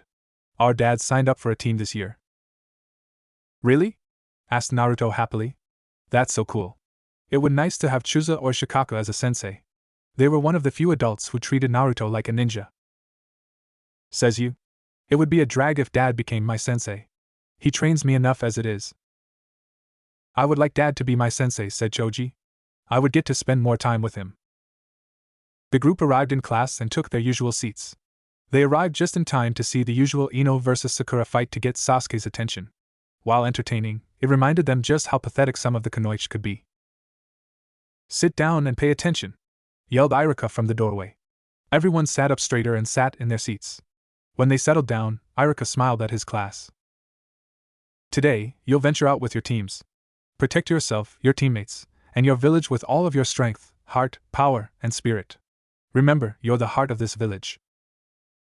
Iruka then raised a clipboard to his eye level. Now, team selection. Team 1 will consist of. Naruto and his friends listened intently as Iruka named off each team member. Each one was hoping they would be at least one friend. Team 7 will consist of Uchiha Sasuke, Haruno Sakura, and Inuzuka Kiba. Kiba groaned, but it was barely heard over Sakura's loud claim of true love conquers all and Ino's cries of distress. Team 8 will consist of Naresh Shikamaru, Akimichi Choji, and Hyuga Hinata. Naruto couldn't help but cheer for his friends as the 3 were paired up. He knew they would watch out for each other and be reliable ninjas. Team 9 is still on the active roster. Team 10 will consist of Imenka Ino, Aburame Shino, and Uzumaki Naruto. No! Not the dummy and bug boy! A certain female cried, who then banged her head on the desk and began to sob. Naruto groaned at Ino's complaint, but sent a smile at Shino, who nodded back. It would be good working with Shino, who had become a good friend over the past week. Even if he was quiet and creepy, Naruto believed that Shino and the rest of the Aburame clan were just misunderstood. That concludes the team listings. You now have an half hour for lunch before you meet back and be paired with your Jonin senseis. Dismissed. The class sat up and made their way outside. Some of them had already began to pair up with their teammates. Oh, Team 10. Stay behind for a moment, ordered Iruka. Naruto looked towards his friends, who stayed behind to see what was going on. He waved his hand, assuring them he and Shino would be okay. They nodded and left. Naruto, Shino and Ino stepped in front of Iruka's desk. Team 10, your Jonin sensei has asked to meet him at Training Field 5 for your meeting. You are to meet with after your lunch is over. Naruto and Shino's eyebrows rose. Training Field 5 was the field the Hokage gave Naruto for the past few years. Now he was meeting his sensei there? After having lunch with his team, in which Ino spent the entire time complaining about how unfair it was for her not to be placed on a team with her precious Sasuke-kun, Naruto and Shino spent their time ignoring her and talking about who their sensei might be. When their lunch was over, Naruto sat up. Okay, let's get going. Shino nodded while Ino huffed. The trio then chakra hopped their way across the rooftops, outside of the village, and into the training fields. When they arrived at Training Field 5/Naruto's grounds, they stopped at the sign marked 5. This is where Naruto spent most of his time training. It was a big, open field, nearly 10 acres across with a small river running through it. They were surrounded by several acres of trees, but if they looked closely, they could see the outlines of buildings in the village. Ino scoffed and put her hands on her hips. Well, where's our sensei? Naruto wondered that as well. He did a full turn of the area when he spotted something really weird near the riverbank. He motioned to his friends at the figure. When they saw it, they all looked confused. Naruto walked to the riverbank, his teammates following behind him. As they got closer, the figure became more clearer. They could see it was a man, lying on his back with his hands behind his head. And the closer they got, the more familiar this man became. They were only a few meters away when Naruto stopped. His teammates stopped as well, confused. Their confusion grew when Naruto chuckled, walked and sat down a few feet from the man on his right. Naruto then stretched out on his back and laid his hands on his head. Shino observed them for a moment, confused at their actions. However, he walked up and sat down on the man's left side, only a few feet away. He then laid down on the grass and placed his arms on his chest. Ino huffed in annoyance and sat down where she was. She didn't bother to lay down, but only glare at the males who were obviously not taking this seriously. For nearly 10 minutes, no one said a word. They just enjoyed the sound of the flowing river and the wind blowing in the trees. Then the man spoke. You know, Ino, you need to learn to enjoy the little things. Like clouds. Ino scoffed. Daddy always said you were a lazy shinobi. I didn't take him seriously, though, but I can see it with my own eyes now. Well, your father can be a stuck-up, know-it-all sometimes. Like father, like daughter. What? Ino squawked. Naruto and the man laughed. Well, we might as well get started, said the man as he sat up. Team 10 was finally able to get a good look at him. He was dressed in the usual ninja sandals and shinobi pants. He was wearing a jonin vest, but was also wearing a very torn vest underneath it and a mesh shirt. His face was covered in a few scars and had a very stern look to it, but it had a smile right now. Lastly, his hair was tied up in a familiar ponytail. Team 10, I'm your jonin sensei. My name is Nara Shikaku. Now, the original plan was to pair up teams so each member's talents would contribute to the fullest extent of the team they were on, explained Shikaku, yawning. This way, each team would be balanced into special teams. Some examples like a tracking team, CIA team, and powerhouse team. However, this year, we're going to try something different. What do you mean, Shikaku-sensei? Asked Naruto. Shikaku groaned. I'm not going to get used to being called that. How troublesome. What I mean is your entire class will be divided into 6 categories, then each student will be paired on a team with each student having a different ability. 6 categories? Asked Ino with raised eyebrows. Tracking, assassination, attack, capture, medical, and interrogation. Each genin in your class has at least 1, if not 2, of these qualities. This way, each team will be an even match for any mission we are given by the Hokage. We'll also be able to take more missions. What kind of team are we, sensei? Shino asked. We're pretty much a combination of all, but our labeled group is TIT, tracking, interrogation, and attack. Shikaku turned to Ino. With your family's jutsu, you'll be able to see into our prisoner's mind and pull any information we're looking for. But I know how tiring that is, so we'll arrange you to have some torturing techniques as well. I know that might be difficult for you, but it's a necessary asset to a ninja. That won't be a problem, said Naruto. All Ino has to do is complain to the prisoner about her precious Sasuke and the guy would crack like a walnut. Ino's eyes went white with rage and growled. Shikaku and Naruto laughed while Shino quietly chuckled. Good idea, said Shikaku. But Ino, I looked at your records and found out you probably have the best chakra control of the team. If you want, I'll arrange you for you take healing jutsus at the hospital. Then, if any of our party members are injured, we won't have to retreat from our missions. Ino nodded, but didn't say anything. Actually, she looked a little disappointed at the thought of doing more training. Shikaku turned to Shino. With you Kikeichu insects, you'll be our tracker. Your father explained to me how your insects work, so we'll be relying on you to find our enemies or destinations. Also, your father explained that if you train hard enough, you can also become an assassination shinobi as well. He shared with me what you need to work on, and I'll help you as best as I can at controlling you insects and chakra. Shino nodded. To be honest, he was looking forward to his training with his new sensei. Finally, Shikaku turned to Naruto. Naruto, with the new jutsu you learned last week, you'll be our attack force. Your massive chakra reserves and shadow clones will be our key to a wide range of frontal attacks and, if the need calls for it, covering our escapes. My son told me he taught you the basic chakra control exercises, so all you need to learn is more jutsus. Ones that are not taught at the academy. Naruto nodded, excited at the thought of learning more jutsus. However, you really need to work on your stealth. You have a lot of stamina, but you can be impatient and restless. I've read the reports from several chunin about your missions throughout the years in the village, so you need to work on keeping quiet and waiting for the right time to strike. We'll work on that. Naruto nodded again. He felt himself swell with pride about his pranks, but then lower at the comment about his stealth. Though he knew it was true.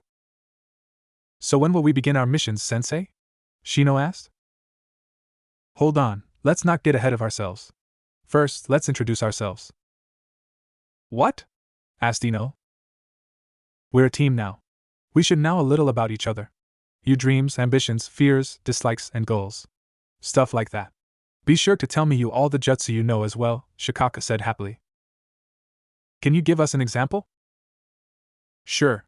My name is Shikaka Nara. I'm a jonin for the village of the Hidden Leaf. My hobbies are cloud watching, playing shogi with my son, and hanging out with my friends, Chuza and Inoichi, at the bar. My dislikes are cloudless days and my wife nagging at me to help out around the house on my days off. My goal is to teach you three the most I can, pass leadership of my clan to my son, and spend my retirement watching the sky. Like that? Okay, nodded Ino. Why don't you go next? Shikaka suggested. Me? Well, my name is Ino Yamanaka. My hobbies are picking flowers, helping my family at their shop, and she trailed off before blushing. Chasing Sasuke finished all 3 males. My dreams are she trailed off again, giggling. Sasuke as my boyfriend finished all 3 males. My dislikes are forehead and perverts, she shouted. Ukake, and your jutsu abilities? Now Ino looked a little sheepish. Well, I know all the jutsu and taijutsu they taught us at the academy. And I know my father's mind-body switch jutsu. But that's about all I know. Shikaka sighed. Ino, I'm not going to sugarcoat it. You're from a very prestigious clan, you should know more jutsu than that. Your father told me that he's tried to teach you the clan's fighting style along with several of his jutsus. But he said you had other plans, and from your little speech just now, I think I know what you've been spending your time doing. Ino hung her head in shame. Her sensei's stern look turned soft a little. But that's what I'm here for. It's my job to motivate you to become an excellent kunoichi. However, how far will be up to you. Ino grinned and nodded with determination. Shikaku returned the grin and turned to Shino. Your turn. My name is Shino Abirame. My hobbies are collecting rare insects for my family, training with my father and Kikechu, and spending time with my friends. Naruto smiled at Shino. The boy was coming out his shell and enjoyed spending time with Naruto and his friends. My dislikes are people who kill insects without reason, insecticide and fire. My dreams are to one day take over my clan and lead them to a time of prosperity. One where my family is brought into the light instead of hiding in the shadows. The boy felt a hand pat his shoulder. Shino turned to see Naruto and smiled slightly at the blonde's friendship gesture. My abilities include the academy's jutsu and taijutsu. They also include my family's taijutsu style, a form of fighting that is derived from an old form of kung fu called Chao Gar the Mantis style. My jutsus include tracking, making a couple of clones from my Kikechu, and a few others I'm afraid I must keep secret. At least for now. Fair enough, said Shikaku. You're right along where I thought you would be. Although, your jutsus are limited only to your Kikechu. We might have to add some elemental jutsu to your arsenal once we find out what your element is. Shino nodded. He only knew it was a matter of time before he had to learn his element. And our finalists, said Shikaku to Naruto. My name is Naruto Uzumaki. My hobbies are pulling pranks, training, hanging out with my friends, working at my pop's ramen stand, and spending time with my girlfriend. Shino and Shikaku smiled at the mention of friends, which they knew the boy treasured very much, while Ino's mouth fell open in shock. Wait. You have a girlfriend? Asked Ino. Ino, let him finish, Shino interrupted. My dislikes are people who blame others for problems they have no control over, traitors, and anyone who threatens the people I care about. My dream is to one day become Hokage and earn the village's respect my own way. My abilities are everything that I was taught at the academy. I know the Shadow Clone Jutsu and my own personal jutsus, ramen style. Shikaku chuckled. The Hokage and Irika informed me what happened last week. I heard that bind of yours is deadly, and your slingshot is accurate. I may have to watch my back when we spar. Also, with your abilities, you might be the key person in capturing our opponents. Ramen jutsu? That sounds pretty stupid to me, scoffed Ino. Naruto gritted his teeth. Maybe you'll find out. Okay, calm down, said Shikaku. Then his face turned serious. Now, it's time to get on with the real deal. Yes, sir! Exclaimed Naruto. What will be our first mission, sensei? You will not be going on missions right now. In fact, you will have one final test just to see if you are worthy of becoming Shinobi of the Leaf. Sort of a test to become Genin. What? Ino squawked. We already passed to become Genin. Why do we need to be tested again? I'm afraid that was a test to see who actually qualified to be Shinobi, Ino, Shikaku explained. This test will decide who will become actually Genin, seeing that the council only wanted 9 applicants on the active roster. Everyone else will return at the academy for more training. So only 3 teams will pass, stated Shino. Correct. All tests will be given tomorrow. It's noon, so you 3 have until 8 a.m., when your test begins to prepare. Get a good, light breakfast eaten, bring all of your ninja tools, and be here at this field on time to take your test. What will be our test, sensei? Asked Shino. I will tell you when the time comes, said Shikaku. He stood up and brushed the grass of his legs. I wish you all the best of luck. Because as troublesome as it is, I would actually like to see what you kids would do under my tutelage. With that, he shined away. Team 10 was silent for a moment before Ino stood up, brushed off her skirt, and began to walk off. Ino, where are you going? Asked Naruto. If I hurry, I can try to catch Sasuke-kun going home. If the tests are tomorrow, his team might be getting out. Naruto sighed, jumped up and leaped in front of Ino, blocking her path. Ino, I think Shikaku-sensei gave us this time to form a plan for tomorrow. What makes you say that? Ino asked skeptically. He said that only 9 applicants are going to pass. We will when he gives us our test for tomorrow. And I asked if 3 teams were going to pass, pointed out Shino. 3 teams, not 9 applicants. Shikaku-sensei agreed with Shino, whether it was intentional or by accident, said Naruto. If they wanted 9 applicants to pass, they would have paired us individually with the Jonin-sensei and tested us one-on-one. Instead they put us in teams. The council and academy would not put us in teams of 3 if they didn't want us to pass as a team, finished Shino. And besides, I don't think Shikaku-sensei would make us learn about each other if he didn't want us bond as a team, added Naruto. Ino put her hands on her hips. Okay, let's say for one moment I agree with you too. What do we do now? We train, answered Naruto. We form several, different battle strategies to prepare for whatever Shikaku-sensei has planned for us tomorrow. That way, we'll be prepared for whatever he's got for us. It will most likely be some type of strategy that will relate to our team, suggested Shino. Shino's got a point. We need to find a way in which our abilities will attribute one another. Sensei said we are a combination of all categories, so we should find ways of combining them. Shino and Naruto started at Ino, waiting for her answer. After a minute of silence, she shook her head in resignation. Fine. Where do we begin? Naruto smiled. I think we should begin on sparring, just to see how far we are in our fighting abilities. Then, we'll work on creating combo attacks with our jutsus and form strategies on how and when to use them. So, who spars first? Asked Ino. Naruto's smile turned dark as he pulled a ball of dough from his pocket and began to toss it around. Ino, my dear, you said something about my style being stupid? Asked Naruto sweetly. Ew. It's in my hair. Get it out, whined Ino as she pulled out clumps of ramen dough out of her blonde locks. It was several hours later. The sun was beginning to set and bathe the grounds with an orange glow. Team 10 finished their training and was now walking through town, hopeful that their work was not a waste. They spared to find out who was the strongest fighter, which turned out to be a tie between Shino and Naruto. Ino was an average fighter with great speed and flexibility, but not enough stamina. Shino was a more seasoned fighter, having trained with his father since he was a boy. But he relied too much on his Kikeichu insects instead of his Manta style. Naruto had stamina, strength, and speed. However, he was limited only to what he learned in the academy. Iruka tried to give him as much coaching as he could, but Iruka didn't have a definitive style either. Then they showed each other their jutsus. Like she said, Ino was limited only her father's mind possession technique. Shino's capabilities were mostly linked to his insects. Such techniques were creating clones with them, forming a protective dome around himself, and using them to swarm his opponent and drain their energy. Naruto's techniques ranged from his newly developed shadow clones, Nudo Bind, and his ramen slingshot.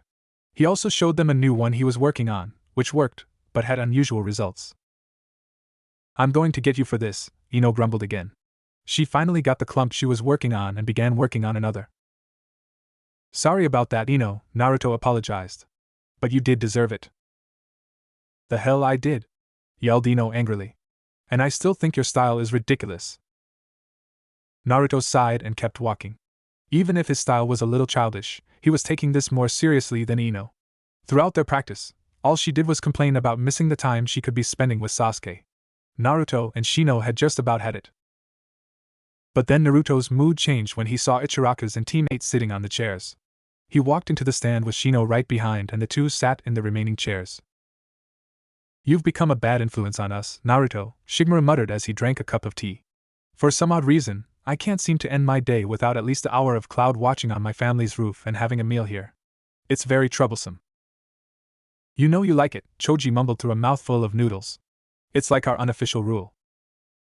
I also enjoy it, smiled Hinata. It's the only place I can feel like I belong. Everyone's mood shifted when she said that. They knew the problems she had at home trying to convince her father and clan she was a good shinobi. You belong anywhere your friends are, said Tucci as he put a bowl of ramen in front of Shino and Naruto. That's where your true place is.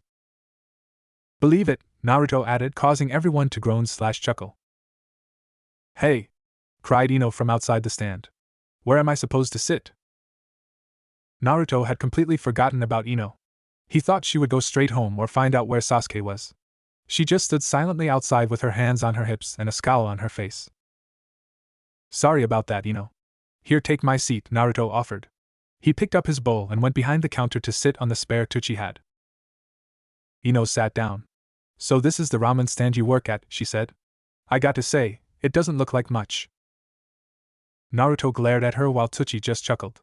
I know we're not the glamorous place to eat in Konoha, but offer the best ramen you could find anywhere, Tucci said happily. And I wouldn't trade it for anything. Even the Sandame eats here, Shino said, hoping to encourage Tucci's business. He had grown very fond of the place. I'll believe that when I see him here, in the flesh, Ino scoffed. She then scowled at the ramen everyone was eating. Personally, I don't see how anyone could eat that stuff. It's fattening, unhealthy, and does nothing for your figure. So? All the kids chorused. Everyone there ate healthily and smart. No one besides Naruto and Choji ate more than a bowl a day. Shikamaru mostly just drank the green tea Tucci served. Hinata ate rice balls that the stand had begun to serve, and Shino just came for a bowl and to spend time with his friends. Ino just sighed loudly and crossed her arms. She then looked around the stand. So where's this girlfriend of yours, Naruto? She's out making a delivery, answered Tucci. She's done with the delivery, said I.M. as she walked under the curtains. Hello everyone. Hi, I.M. Everyone answered back. I.M. walked behind the counter and placed the delivery bag onto the counter. She then kissed Naruto on the cheek, who smiled back at her. You're Naruto's girlfriend? Ino asked in shock. The brunette, to Ino, was very pretty. She couldn't believe a girl like this liked Naruto. Oh, you must be Naruto-kun's new teammate, smiled I.M. She stood behind Naruto and placed her chin on his shoulder. My name is I.M. and yes, I'm his girlfriend. Naruto is the biggest goofball in our class. How can you like him? You're so pretty and well old, reasoned Ino. Time pretty much just froze as Naruto's friends stopped whatever they were doing with a look of horror on their faces. Tucci's jaw dropped, and he inched away from his daughter. Naruto just rolled his eyes at Ino's stupidity. The amount of killer intent flooding the stand was enough to smother everyone. If they weren't ninjas, they would have probably run away in fear. In fact, several civilians outside had mysteriously vanished at Ino's words. Old? I.M. said sweetly. Shino, who was a very calm and collected person when in danger, actually grabbed his stool and began to hop away from Ino. I'll have you know that I'm only 16. And I would appreciate it that you shut your mouth, princess, before you lose all the teeth inside it. Ino glared at I.M. That's a lot of talk coming from a waitress. Why don't you put on your apron and be a good little thwok? I.M.'s trusty cleaver was halfway into the counter. Ino looked at and swallowed, but tried to keep the glare on her face. The next time I swing this, it's going to cut through the pretty ponytail of yours, princess. And I never miss. The two girls just glared at each other, one with full confidence while the other's was fading. After a few seconds, Ino got up and walked to the curtains. But she turned around just before she walked out. I still don't believe you're Naruto's girlfriend. There's no way the idiot could grab a girl like you. Ayam stared at her a moment before whirling around, grabbing Naruto by his jacket, and placed a very passionate kiss on his lips. Everyone's mouth dropped open in surprise. Tucci dropped his spatula, Hinata's rice ball fell out of her hands, Choji dropped his chopsticks, Shikamaru lost the grip on his cup, and Shino's glasses fell to the tip of his nose. After about 10 seconds, Ayam finally let a dazed, but happy Naruto go. She took a deep breath and whipped the hair out her eyes. That's because I grabbed him, she smirked at Ino. The blonde girl gasped like a fish before spinning on her heel and storming out of the stand. Everyone inside looked at each other before laughing. Oh man, that was priceless, gasped Shikamaru between breaths. For the next couple of hours, everyone just talked about their teams. Shikamaru groaned, but grinned slightly, when he heard Team 10 got his father as a sensei. He told Naruto and Shino that if they pass tomorrow, they'll be working hard for the rest of their genin years, despite the fact Shikaku could be just as lazy as his son. Team 8's sensei ended up being a woman named Kurina Yuhi, a kunoichi who had mastered the genjutsu arts.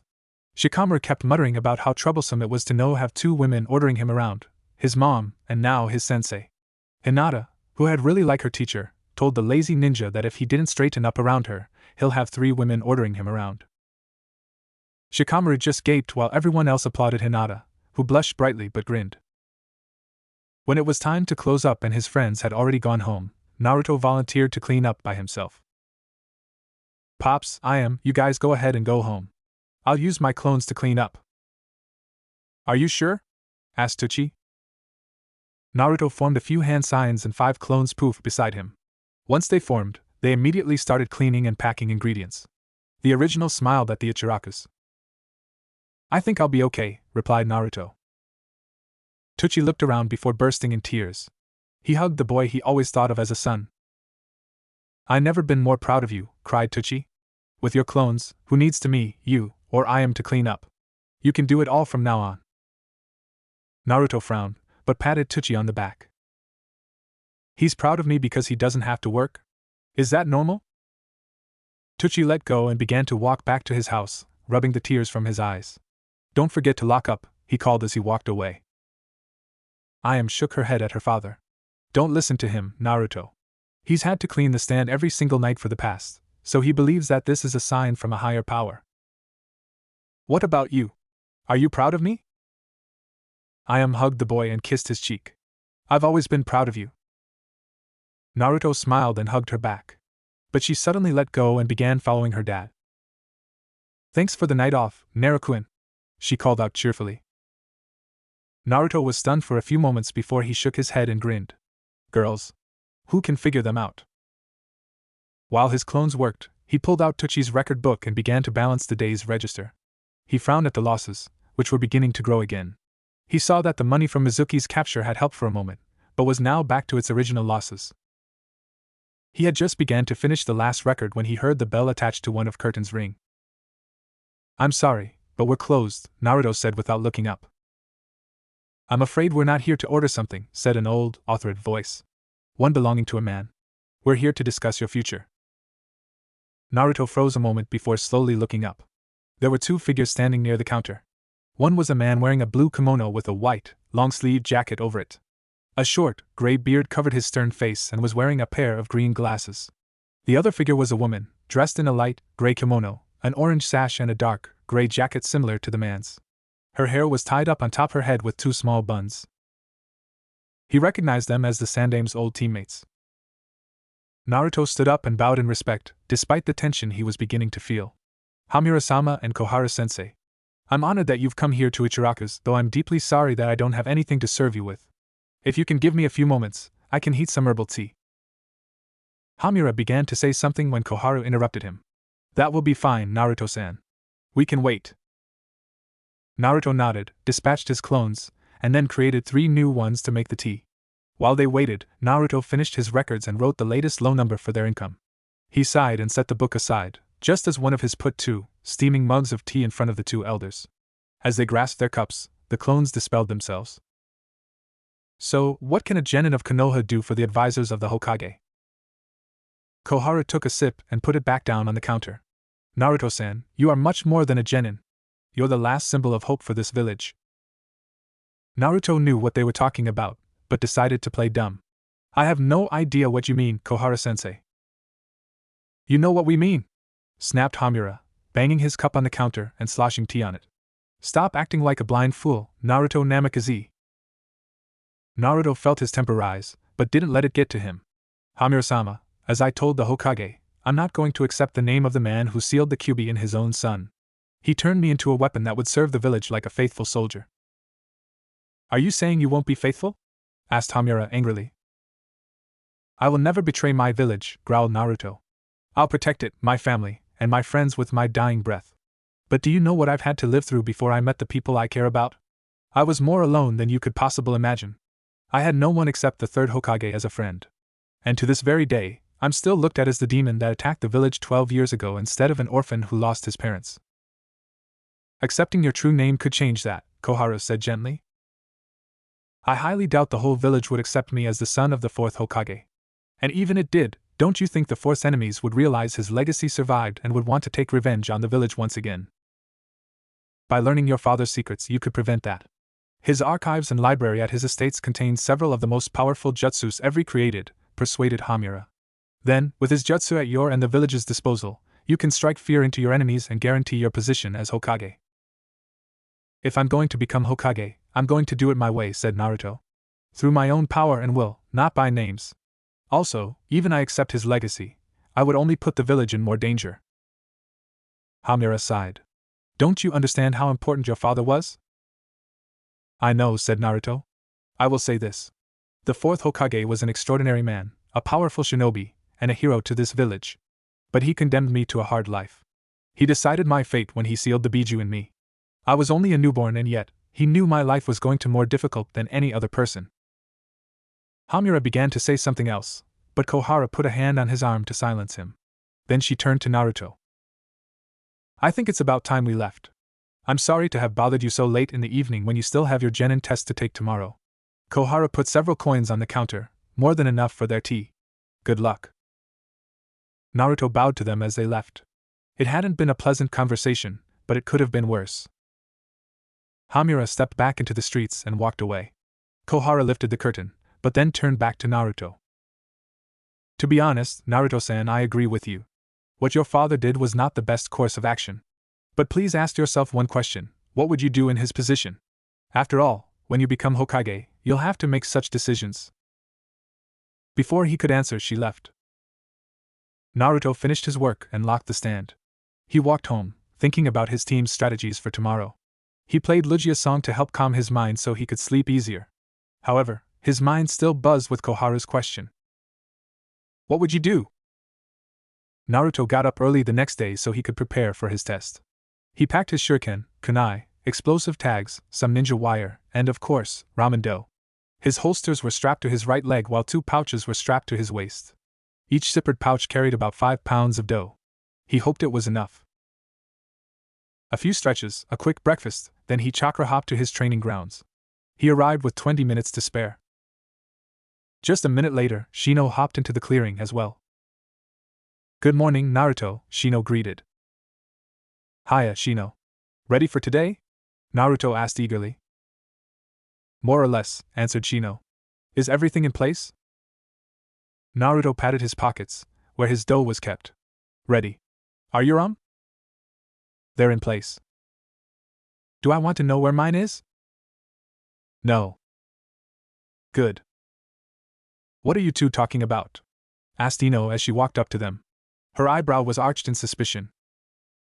Nothing, said Shino and Naruto. Ino huffed and sat down on the grass with her arms crossed. Naruto glanced at Shino. She's going to kill us when she finds out. Most likely, agreed Shino. The three waited patiently for 8 o'clock and for their sensei to arrive. Shino and Naruto were going over each battle strategy. They tried to get Ino in, but she just scoffed and went back to staring at the landscape.